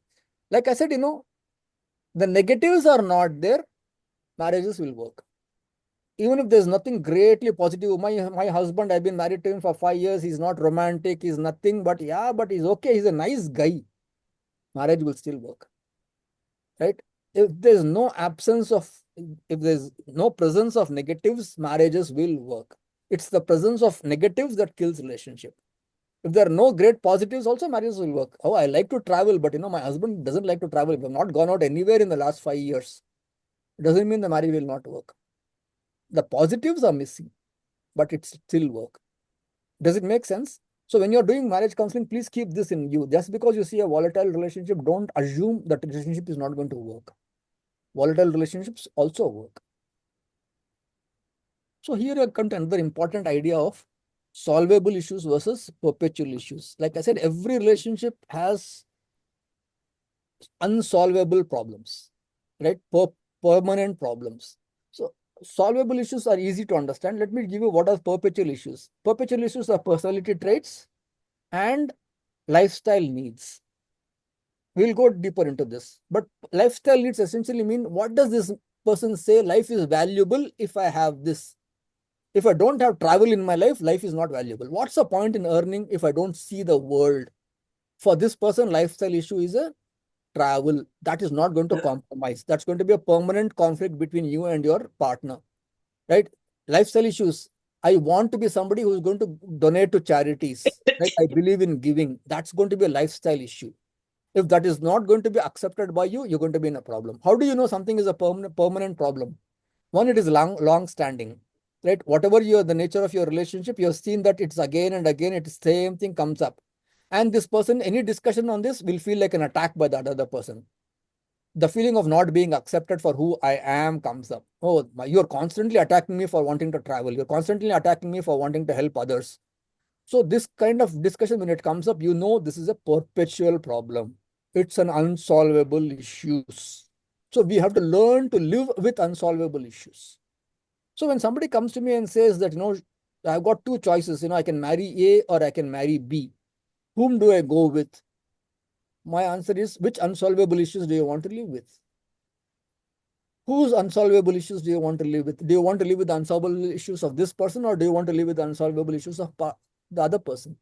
That will determine whether you're going to be happy in the marriage or not. So some personality differences. I want to bring this idea to you that when I said personality issues are permanent problems, it's always going to be there. I'm just going to list some personality issues that I want you to be aware of, which always creates a lot of conflict between people. The idea that initiators and responders. One person could be an initiator in the relationship, the other person just responds all the time. This causes a lot of problems unless you understand that it's all right for some people to be initiators. Right? Some people are good at initiating a lot of things. One person says, oh, I'll initiate travel. When I say travel, my husband says, fine, I'll go. When I say that, let's go out for eating for the restaurant, my boyfriend says, yeah, let's go out and eat at a restaurant. When I say, let's see a movie this weekend, he nods his head and comes to see a movie. But why can't he initiate? Why should I be always the person to initiate? No, doesn't he care? Doesn't he know? No, this person doesn't know. This person doesn't know how to initiate things. You are going to be the initiator. Are you okay with being the initiator? As long as the other person is responding to you favorably, take that now as a happy sign that you can get whatever you want with this person. If you're constantly fighting, why is my husband never says anything? I only have to go and tell him, shall we go there? He says, yeah, we will go there. Shall we eat out? Yeah, he will eat out. My husband has never told me, let us go out and eat. Why is it that I am always the person now who is initiating things? I feel so resentful about it. Pointless. Pointless, because the other person's personality is just to respond. He cannot initiate. With you, he cannot initiate. Very nice. When his sister comes and says, he'll say, let's go out for it. And we all jump and go out for it. But he never told that to me. Yeah, that's who he is. With his sister, he's an initiator. With you, he's a responder. Accept the truth about the other person. Don't fight personalities. Right? It's important to understand that some of us are initiators in certain things. Some of us are not initiators in certain things. Right? For me, I'm not an initiator in phone calls. I do not initiate phone calls with anybody around me. Somebody calls me, I'm very happy to talk to them for as long as they want. But do I think of initiating the phone calls? It doesn't strike me. Right? My mom calls me every week and talks to me. I'm happy to talk to her for as long as she wants to talk. Do I pick the phone and call her? She said, you never call me. I said, yeah, I never call you. But I said, you never call me every week. No, I'm happy you call me whenever I talk. No, you talk so nicely when I call. No, why can't you call? I said, I'll think. But I can never get down to that because my mind doesn't go there. Right? It is not about intentions. It's about, I don't think of those things. Right? So if your partner is somebody who's not thinking of certain things of, wanting to go for fun, wanting to do things, it's perfectly all right. This is their personality. Accept that and live with that. Right? Don't fight that personality saying you got to initiate. The person struggles to initiate. Even if you kind of force them to say, tomorrow you're going to tell me which restaurant you want to go. That person, it's like a huge project for them. Which restaurant do I go? What do I do? Ask 10 people now what to do. It's a huge project for them and they'll feel tense about doing that. So don't force people to be what they are not. That's a personality difference. That's not going to change. Time conscious versus time blind. Some people are time conscious, some people are time blind. Accept this for who they are. Right? What do I mean by time conscious people? Time conscious people are people who know the time of their day without looking at the clock. Right? They know exact time of the day without looking at the clock. What approximately it should be around 12:30 now. I can say that even without looking at the clock, I can say it should be around 12:30 now. Right? I know exactly how much time a task will take. You tell me you have to prepare for this PPT for this session. I know this will take me about 2 hours. I can exactly estimate. And I know I'm more or less right within the margin of error. You'd ask me how much time it takes me to drive from here to the point A to point B. I can tell you exactly this much time it will take me. And plus minus 2 minutes, I'll be there on dot. And if there's a meeting for me at 11 o'clock, I'm there by 10:50. This is who I am. Extremely time conscious person. But there are a lot of people around me who are not time conscious. For them, 11 o'clock means 11:30. What difference does it make? And here I'm jumping. Oh, you said you'll come at 11 o'clock. What happened? You did not come. Right? Pointless. Right? I should know that this person is time blind or time conscious. Estimate in your thing. You have been living with them or you have been dating them for such a long period of time. This person is not time conscious. If he says 11, he'll come by 11:30. So I will not become tense about that. I will do something else until 11:30. Keep myself occupied and not look at the clock every 5 minutes and say 11:05, 11:10, 11:15. This is the way. He doesn't respect me. He takes me for granted. Right? This is disrespectful of other people's time. No, it's not. He's not doing it intentionally. What I want you to think is if you're a time conscious person, you're not doing it intentionally. Sorry, I'm blowing your ego away. You're not doing it intentionally. You can't help it. Right? I can't help being on time. Right? It itches me now if I'm not there on time at a particular time. If I said I'll come at 11 o'clock, I have to be there at 10:50. Right? Even if the place is not open, I'll be standing there waiting for the place to be open because that's who I am. I'm not doing it intentionally. My body drives me to that point to be there on time. This is who I am. And the person who comes late, they are also that kind of a person who do not have an internal clock. Right? Many people do not have an internal clock inside them. What do you do about it? We learn to navigate spaces around them. Right? You want to go to the marriage at the right time. No, marriage, muhurtam, 9 o'clock. We have to go there at 9 o'clock. This person is 9 o'clock. How do I go at 9 o'clock? Right? Oh, you're like, no, we have to go at 9 o'clock. And you be ready at 9 o'clock. This person will not be ready at 9 o'clock. Right? And you're full frustrated. No, you're all ready and go. So what I generally advise people is If important things are there, separate your time. Look, tomorrow marriage is there. It's important for me to be at the Muhurtam. I will go at 9 o'clock. You come for lunch. Right? Then we'll come back together. The person is also happy. You're also happy. This is how you solve unsolvable problems. Right? Accepting the other person for who they are and learning to navigate the space between you and them. This person is not time conscious. What do I do? It's not time conscious. So I will create it in such a way that I am time conscious. So I never tell people come and pick me up at 11 o'clock. I'll tell them I'll come into your house and pick you up at 11 o'clock. Right? Because here I'm waiting 11 o'clock. This person will say he'll come. He's not come, not come, not come. No, my time is getting wasted. Why? I said, you be ready. When you're ready, just give me a call. I'll come and pick you up. So I don't feel anxiety about the other person being different from me. People are different from you and they're not deliberately doing that. People are not doing it to deliberately rile you up. Your child is not deliberately becoming late to go to school because he likes to rile you up. He or she doesn't know. He goes into the bathroom and says, 5 minutes, I'll have my bath and come. That 5 minutes is 30 minutes before you know it. Right? So you put a clock inside the bathroom, right? You're saying you're going to come back in 10 minutes. When this clock rings, you come out. External clock, you need external cues. Right? So understanding that some people can be time blind and you can be time conscious is extremely important. This does not change over a period of your marriage. You can be married for 60 years, your wife or husband is still going to be laid back about time, not because of deliberateness, because they don't have internal clock. This is their physical part of it. Right? This is not going to change their nature. People can be space conscious and space blind.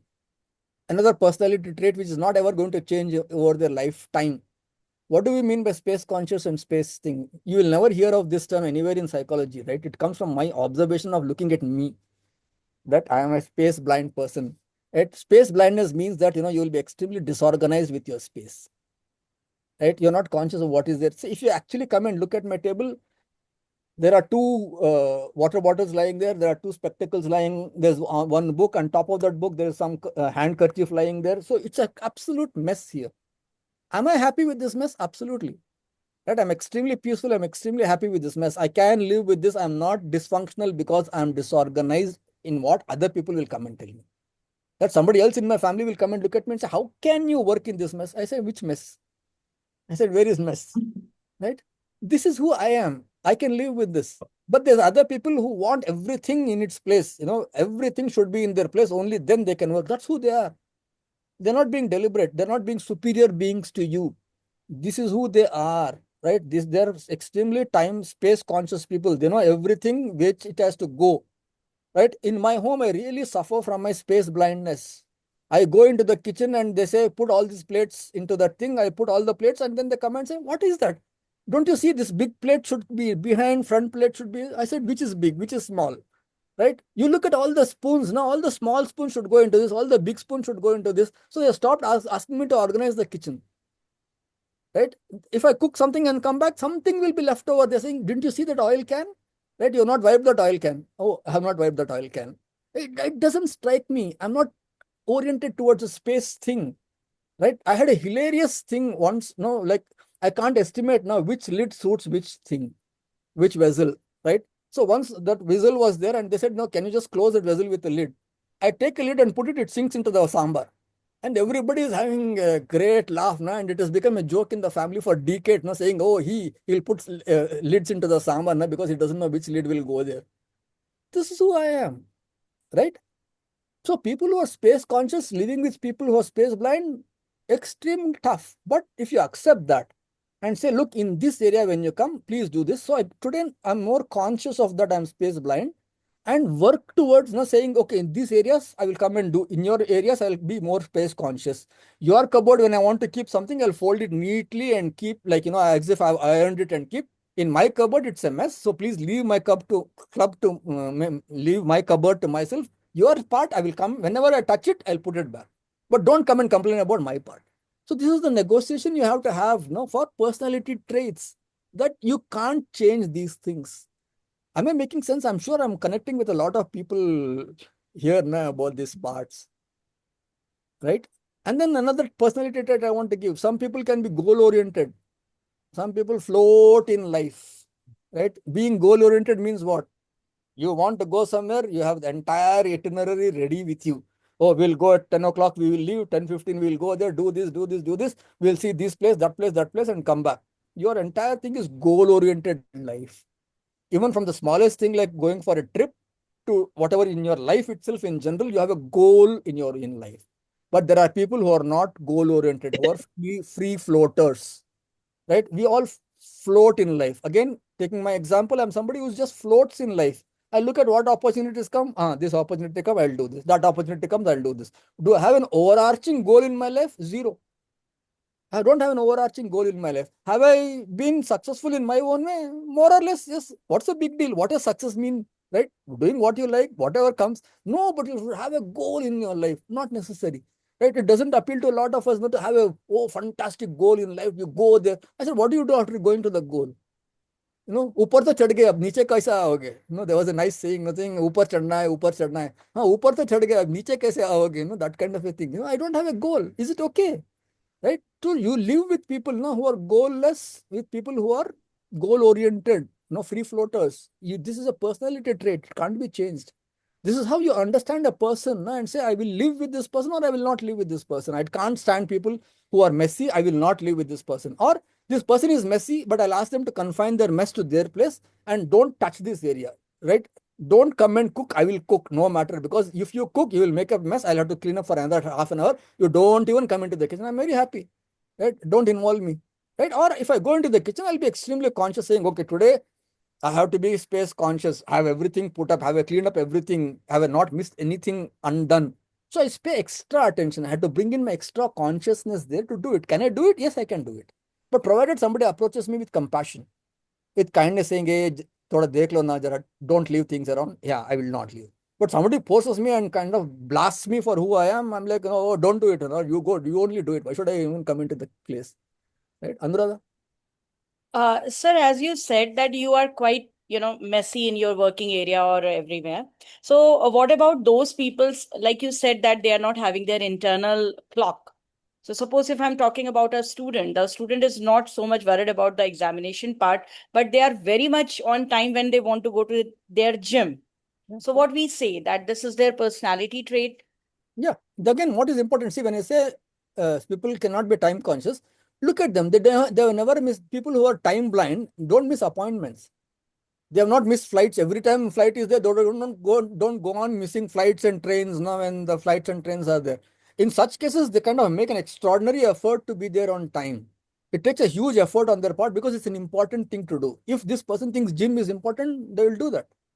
Right? So personality traits, like it fluctuates over things, right? I'm not space conscious in certain areas of my life, but in some parts of it, I'm extremely space conscious, right? The way I keep my books, maybe the way I keep my clothes is more space conscious than the way I keep my books. Sir, in marriages, usually the problem creates in this way that you are not time conscious or space conscious with me. You are time conscious and space conscious with your relatives, with your friends, and everyone. Absolutely. Absolutely. Yeah. So accept me for who I am. Yes, with them I am like this, with you I am like this. Let's see how we can navigate the space between you and me. How can we make this work now in that you don't get upset about it? That's why I said, that you want to go earlier for the muhurtam, please go. I'll come at lunchtime. Or I'll come and drop you there and I'll come back, then I'll come at lunchtime. Right? Got it. Whatever it works for you, work it out. Now, perpetual problems can be only worked out by giving the other person what they want and you getting what you want. Right? It's not like, oh, we are husband and wife, we have to go together for this. Now, what will people think if we don't go together for an event like this? What will people think? People are not bothered about you. That you just say, he's going to come. All right. Oh, ಬರ್ತಾ ಇದ್ದಾರಾ? ಬರ್ತಾರೆ. ಆಮೇಲೆ ಬರ್ತೀನಿ ಅಂತ ಹೇಳಿದ್ದಾರೆ. Done. Right? Nobody really bothers. No, don't be afraid of what the society thinks. We always are scared of 4 people in our life, right? वो 4 लोग क्या कहेंगे, 4 ಜನ ಏನು ಹೇಳ್ಬಿಡ್ತಾರೆ, ಯಾರು 4 ಜನ? I am 64 years old, I've still not found the 4 people in my life now who will trouble me. So don't get into that part of it at all in your life. No, then you're doing it for performance, right? Don't be performative in life as much as possible. Yeah, Anuja. Yeah, without having unhealthy expectations, like you said, if a couple wants to go together and it's not because of what society would say, but probably that's the only day they have time together, then it should not always be, that I'll go my time, you come at your time. So Absolutely. then I think it would, is it okay? I mean, I think it would be okay for the other person to work on it a bit and Absolutely. Yeah. Absolutely. See, that always comes from request. Yeah, It can't come from threats. It can't come from demand. It can't come from holding a knife over their head and say, tomorrow 9 o'clock, if you're not there, see what happens. It doesn't work like that. So, hey, tomorrow 9 o'clock, I have to go for this meeting. We both have to go. Can you please make an effort? Tell me what can I do to help you to kind of be ready on time? Okay, yeah. I want to be on time. So can you let me know how can I help you to be on time for this? You make an effort with approach with understanding. I know you're not very time conscious person, but this equation I want you to be right. I don't ask Some you time. empathy and understanding would Absolutely. probably Create an understanding. make them meet halfway. Yeah. Yeah, that is something that's the best approach to have. Yes. Understanding that other person, validating their personality, and then saying this is what I want. Can we make an effort here? Right, that's a better chance of working than saying that tomorrow or else kind of a thing. Or else do whatever you want. Threats don't work in relationships. Hello, Sreedhar. Thank you. Can I ask you? Hello, yeah. Sreedhar. Yeah. Can I ask you one thing? Yeah. Nowadays, many partners, they are coming from different religion, different caste and all. So then their understanding and their negotiation, what type of it become complex more. It becomes even more complex. See, as long as, today people are not marrying within the community part of it, but most people are marrying at least within the religion part of it. If the inter-religion thing is also added to it, Yes. the complexity increases much more because there are a lot of cultural differences will come. So you better negotiate those things now and have some broad way of how are we going to work with this. How are we going to celebrate the festival? How are we going to raise the kids? If you're going to raise the kids, which religion are you going to raise the kids? Right? Yes. Have that thing beforehand. Don't go with your eyes closed there. Have your eyes wide open when you walk into these things. So can they live together? Here's the compatibility framework. Negotiable differences. Preferences are always negotiable. Food, clothing, music, hobbies, minor habits. These are absolutely negotiable all the time in most of the issues. Non-negotiable differences, core values, deal breakers, honesty, integrity, life goals, children, career, where do we stay together, relationships, with parents, with siblings, and like Ranjana mentioned, religious beliefs, conflict resolution style. These are non-negotiable differences. So it takes a longer time to work it out. You can still work it out with a lot of empathy, with a lot of patience, with a lot of understanding of give and take. Right. So this is the framework for working out the compatibility part. Here's the final question. If nothing else changed about my partner, would I still choose them? The person I am dating is exactly what I see. If this person doesn't change in any way, would I still be wanting to marry them? This makes all the difference, right? This makes all the difference that what I'm seeing, is this the person I want to marry? Not what my potential is there, what my hope is there for change. Oh, if marriage happens, he will change. Nobody will change. Oh, he smokes a lot, but let me get married. Nothing will change. Right? You can't change those core habits of people just because you got married. So don't go with the illusion that we can change people after a marriage. If that change has to come, it has to come from their own internal compass. That when their compass points them to something, when incidents happen in their life which are very different, that's when they will change. Otherwise, they will not change. Right? So here is my summary of what we say. Don't go by superficial likes and dislikes. Right? Don't go by superficial, what I said, the Kaun Banega Crorepati kind of quiz you ask. Nice to know, but doesn't make any sense. Right? So don't go by the superficial likes and dislikes. Make effort to understand the other person by understanding their patterns of behavior. Yes, Lakshmi. Can happen after the summary also. I just wanted to know, many of these things we will come to know, like what you said, only when you would live or work closely with that person. Just wanted to know, can we briefly talk about pros and cons of live-in relationships? Live-in relationships are no different from what we've talked about. Right? True. Essentially, when you're actually living with person, you get to know them so much better than do you want to make a commitment on this? Right? live-in relationships are like an experiment in a crucible, right? You're doing an experiment of staying, like you're not married, but you're like married couple in the relationship. So you're going through all that. Now look at it. Do you want to commit to this person? Because it's not going to change. From your, just because you have been in a relationship and you get married, nothing is going to change. So look at what you're seeing in that other person and say, do I want this person in my life? Yes, they have got these negative things, but they have a lot of other things which I like. So I'm willing to put up with these negative parts of this person. Go with that open eyes. That's not going to change. Yeah. But as I see, I mean, at least I think culturally we are all not still tuned so much to a live-in relationship. I mean, I may be okay as a counselor if somebody comes to me saying, we want to be in a live-in relationship. But when it comes to my own family, I may not be so open. So isn't that an additional?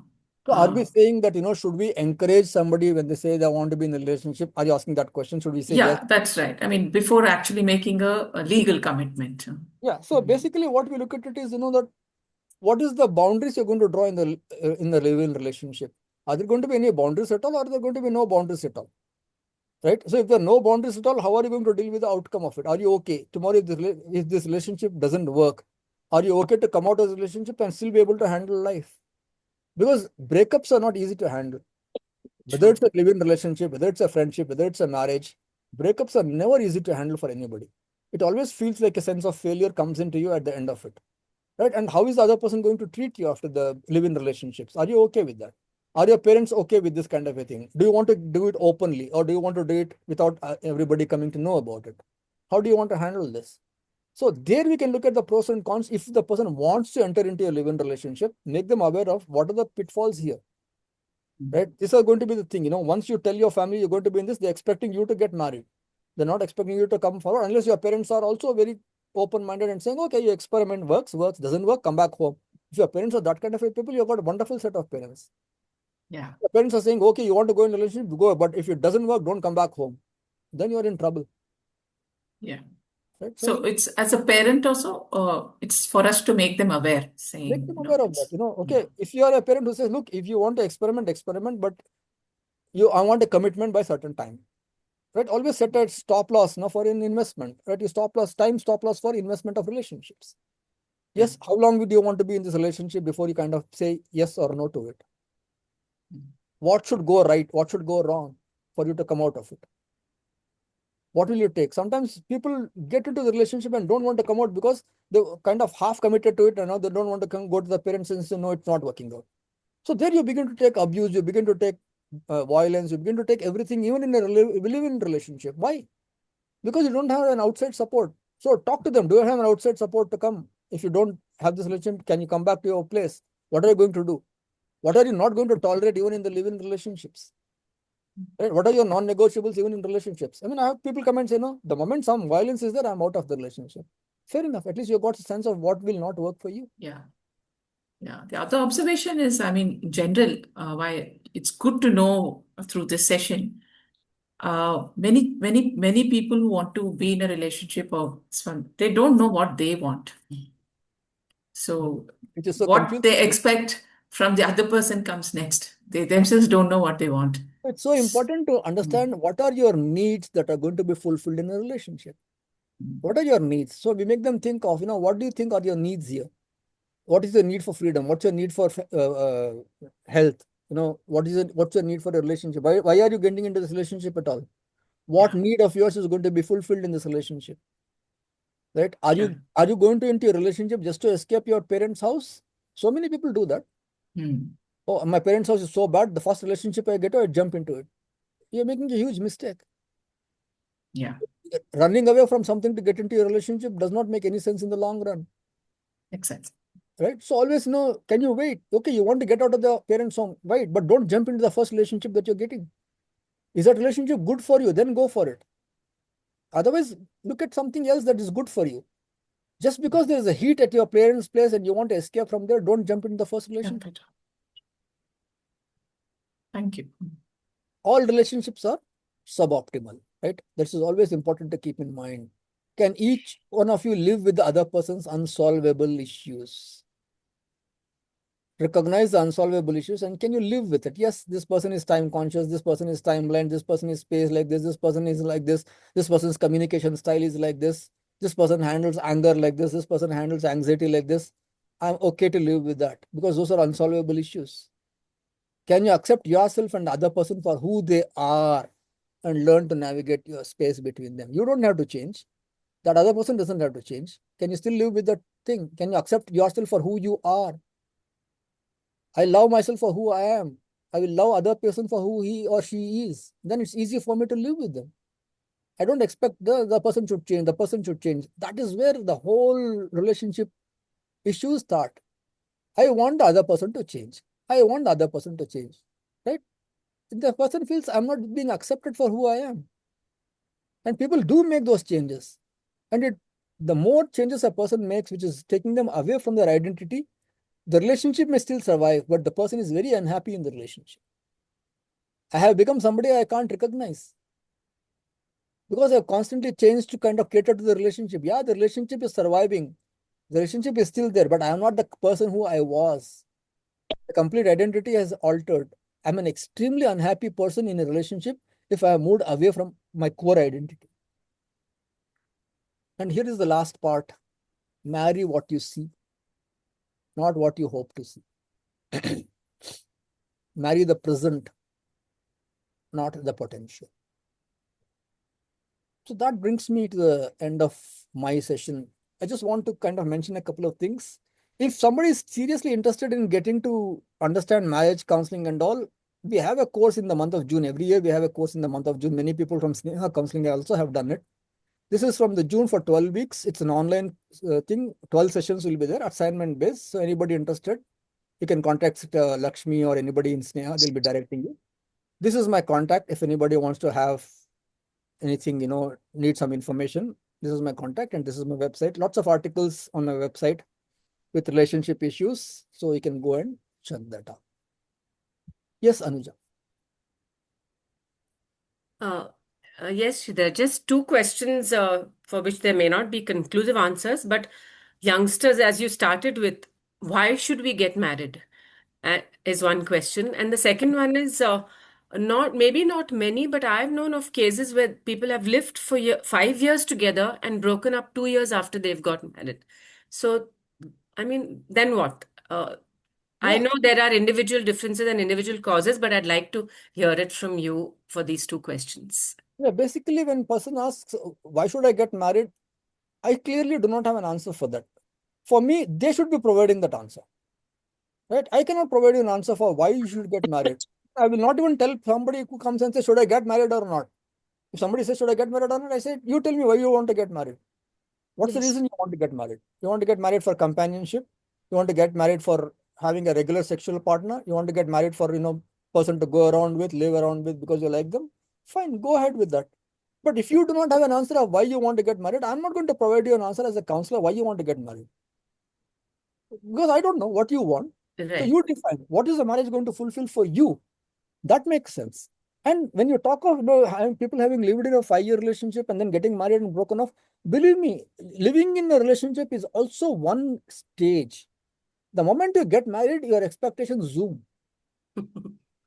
Right? Until you're still living in the marriage, you're still in a living relationship, there's this hope that you will get married, that you might have something. But the moment somebody gets married, expectations just go 10x. Right? Expectation is the highest with your spouse. You can live with lower expectations with everybody around. But your husband or wife doesn't feel those expectations. You have got Mahabharata coming up now on your screen next. Right? That is how it is. You have got the highest expectation with your boyfriend or a girlfriend. You got the highest expectation with your fiance. You got the highest expectations in a marriage. The moment you are married, the expectation is that my husband should be doing all this. My wife should be doing all this. Somebody else doesn't do all this, I don't care. Right? Your husband or wife, your expectations are 10x. So that's where it starts fraying if your expectations are too much. Yes, Seema. Yeah, thank you so much.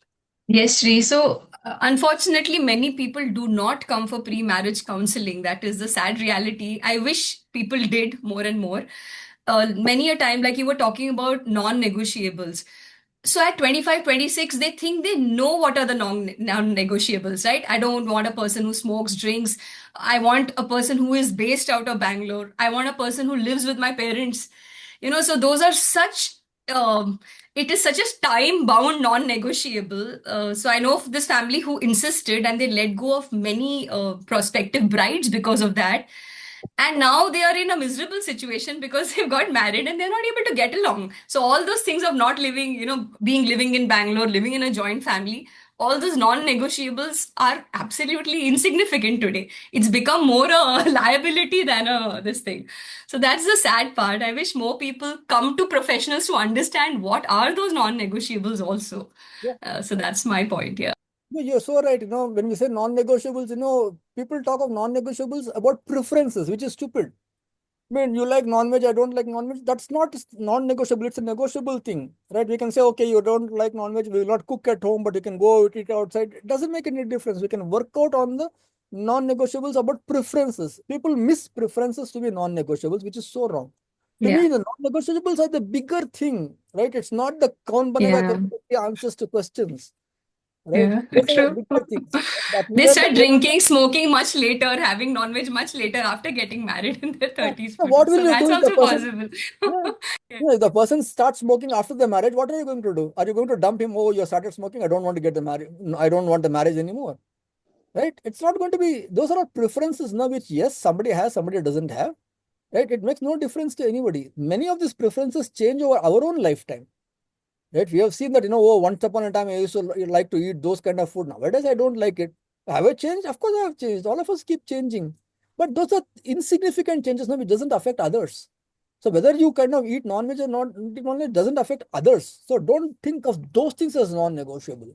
Those things are ridiculously simple to solve. Pratima? Purely from a medical point of view, Sreedhar, although we have spoken a lot about the emotional, the psychological, and the thought, the perceptions here, many times they don't go in with if there is a family history of, say, something like a thalassemia, it's a good thing to get both the sides tested for something we call as traits. Because in case they're thinking of having children, then they need to be sure what they are getting into. So sometimes instead of matching jatakas, it may be a good thing to even check their genetic thing. I'm No, just saying this, that this is also something that we need to consider. no, that is so understandable because I had a couple who came to me and their child turned out to be neurodivergent child. Right? And the husband was, oh, this child has become neurodivergent. No, I got him assessed and all that. And then he finds that in his wife said there are 3 neurodivergent children. And he was so angry, that she never told me that her sister has this kind of a child or that kind of a child. She is responsible for what happened. If I knew about this, why would I have children? I might have still married her, but I would not have brought a kid into this life. She is so cruel to me. It went on to that extent, that today the husband and wife don't even talk to each other because he blames her for it. And she says, I did not hide it, in any way, but I might not have told you about it. Whether you did not disclose the truth or whether you lied, finally it comes down to now, how do I trust you or not trust you? Right? We can have a lot of things now. Where do you split hairs now between not telling the truth and lying? Right? That's a different argument altogether. But this is exactly what you said. I would prefer that, get your DNA profile checked. Tomorrow maybe it will come down to that, saying, can you have kids, not have kids? Is there a history of mental issues in your child? Is there a history of, like you said, thalassemia or Down syndrome children? If you have got everything, let's work on those things. I feel like, please do all that before you have kids. Test yourself before you have kids. You don't want to bring a kid and kind of suffer at the end of it failing, blaming each other, and your life is upturned when you have a neurodivergent child, right? For all the sympathy, empathy we have for neurodivergent children and their parents, we know how much of struggle they go through. It's more than normal, right? Yeah, Rosina? No questions, Sridhar. Just want to thank you. Yesterday, I had a tiff with my husband. So I'm married since 34 years, 34 years, more than 3 decades. And a lot of things that I've understood, even today, I'm like learning. And I think I found a answered somewhere in all the explanations that you gave. So I feel this is such an important session, not just for pre-marriage or post-marriage, 5 years, 10 years, 15 years down the line also. There's so much insight that you have given. Thank you so much. And thank you to Snail Society. Thank you. That's why right in the beginning I said, we're talking of premarital counseling. But it's not just premarital counseling, it applies to all marriages. And I'm glad Rosina said she's married for 34 years. And today it kind of some insight into how things can be more harmonious or accepting of each other. So thanks for the questions. So, Yeah, so, go ahead, go ahead. so may I? Yeah, go ahead. Go ahead, Sir, Rosina. I just wanted this. Yeah, am I audible, sir? Yes, you are audible. Am I audible? Yes, you are. Yeah, sir, I just wanted this. When you said that you are comfortable with the clumsy part and you're okay with the table and everything, if any other family member feels it that this has to be clean, should it be allowed or not? Because I have to take this an example of my daughter also, who's a teenager, who says I like clumsy. I'm okay with the clumsy part. So as a homemaker, if I clean, will it be wrong or should I have to just leave it? You have to Okay, leave it's it the to them. person's I choice to would say be that no. clumsy. Yeah, I would say that please leave it to them. If they are comfortable working in a mess, that is how their Mm, mind works. They know everything that is there in that mess. Right? You ask okay, them, where is this? I can find where it is. No, you might not be, you arrange everything, they'll not be able to find what they want. okay. Right? This is too orderly. No, I can't find what I want. So Mm-hmm. don't get into the thing of not trying to fix because you have this notion that everything has to be in its place. Your daughter Okay. doesn't have that notion that everything has to be in its place. I need to find, I'll work it out. I'll figure out what I want. I'm not asking you for help, no. I mean, I'm Mm, sure many children will come and tell you that also, no. ನಾನು ನಿನ್ನನ್ನು ಬಂದು ಕೇಳ್ತಾ ಇಲ್ವಲ್ಲ ಹುಡುಕೊಡು ಅಂತ I'll ಹುಡುಕೋತೀನಿ yeah. ನಾನು. Right? So Okay. leave them alone. No, let them figure out what they want. Why are we kind of making everybody should be time conscious? Everybody should be organized. Everybody should be goal oriented. Everybody should be aesthetically inclined. Many people Yeah. are not aesthetically inclined. Many people can't know the difference between two colors. Oh, this is brown. No, it's not brown. Yeah. This is yellow. Oh, this is yellow. This is who we are. Some people are Okay. color blind. Some people do not have that. Please love to Mm, accept people for who they are and learn to work out between you and them. That's okay. it. Thank you, sir. Thank you. Yeah, I think we come to the end of the session and also the time. Yes, sir. Yeah. Lakshmi, it's all yours. Yeah. I hand it over to Reshma. She will take up the next part. Am I audible? Yes, Yes, yes. Please go on. Yeah. Thank you, sir. It was an excellent session. We just have a few more questions before we wind up. There was this one person who's asked, how can a couple navigate questions around physical relationship without the fear of being judged? Yeah, this is an important area. When we talk of physical relationship, I know of many couples who come to me, with one person being dissatisfied. Like I said, they have not talked it out before. Now they got married. This person thinks I've got to be like this sexually. The other person doesn't. So we can't understand now what can we do at which level both of us are comfortable. Right? Or I can take a little bit of discomfort. Believe me, all of us can take a little bit of discomfort in relationships. And that is inevitable. Every relationship, we will have to take some amount of discomfort, some amount of compromise is a part of every relationship. But as long as I'm not compromising in a way that hurts me very badly, can I do that? Can I talk to and say, no, can we do this? Or can we go to a professional now who can help us to kind of sort it out? Sometimes the couple themselves will not be able to sort it out. It could be a physical thing, it could be a medical issue, that's not been attended to. So can we at least discuss that and direct them to somebody who is an expert in sex medicines, to kind of go and talk to them. He or she will be able to help you with this. Okay. So there was another question who says, how can someone planning to get married can understand the childhood traumas of other person? This is extremely complex. That's why I did not address this, although I saw the question in the list that has been sent to me. So childhood traumas are something, like let us say somebody has been sexually abused, somebody has been physically abused as a child.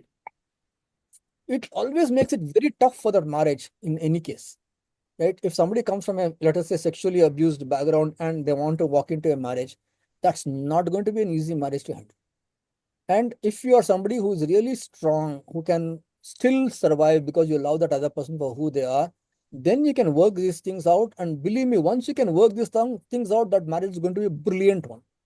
But until you go there, until you help them to deal with the trauma part externally outside the marriage, you are not somebody who's an expert.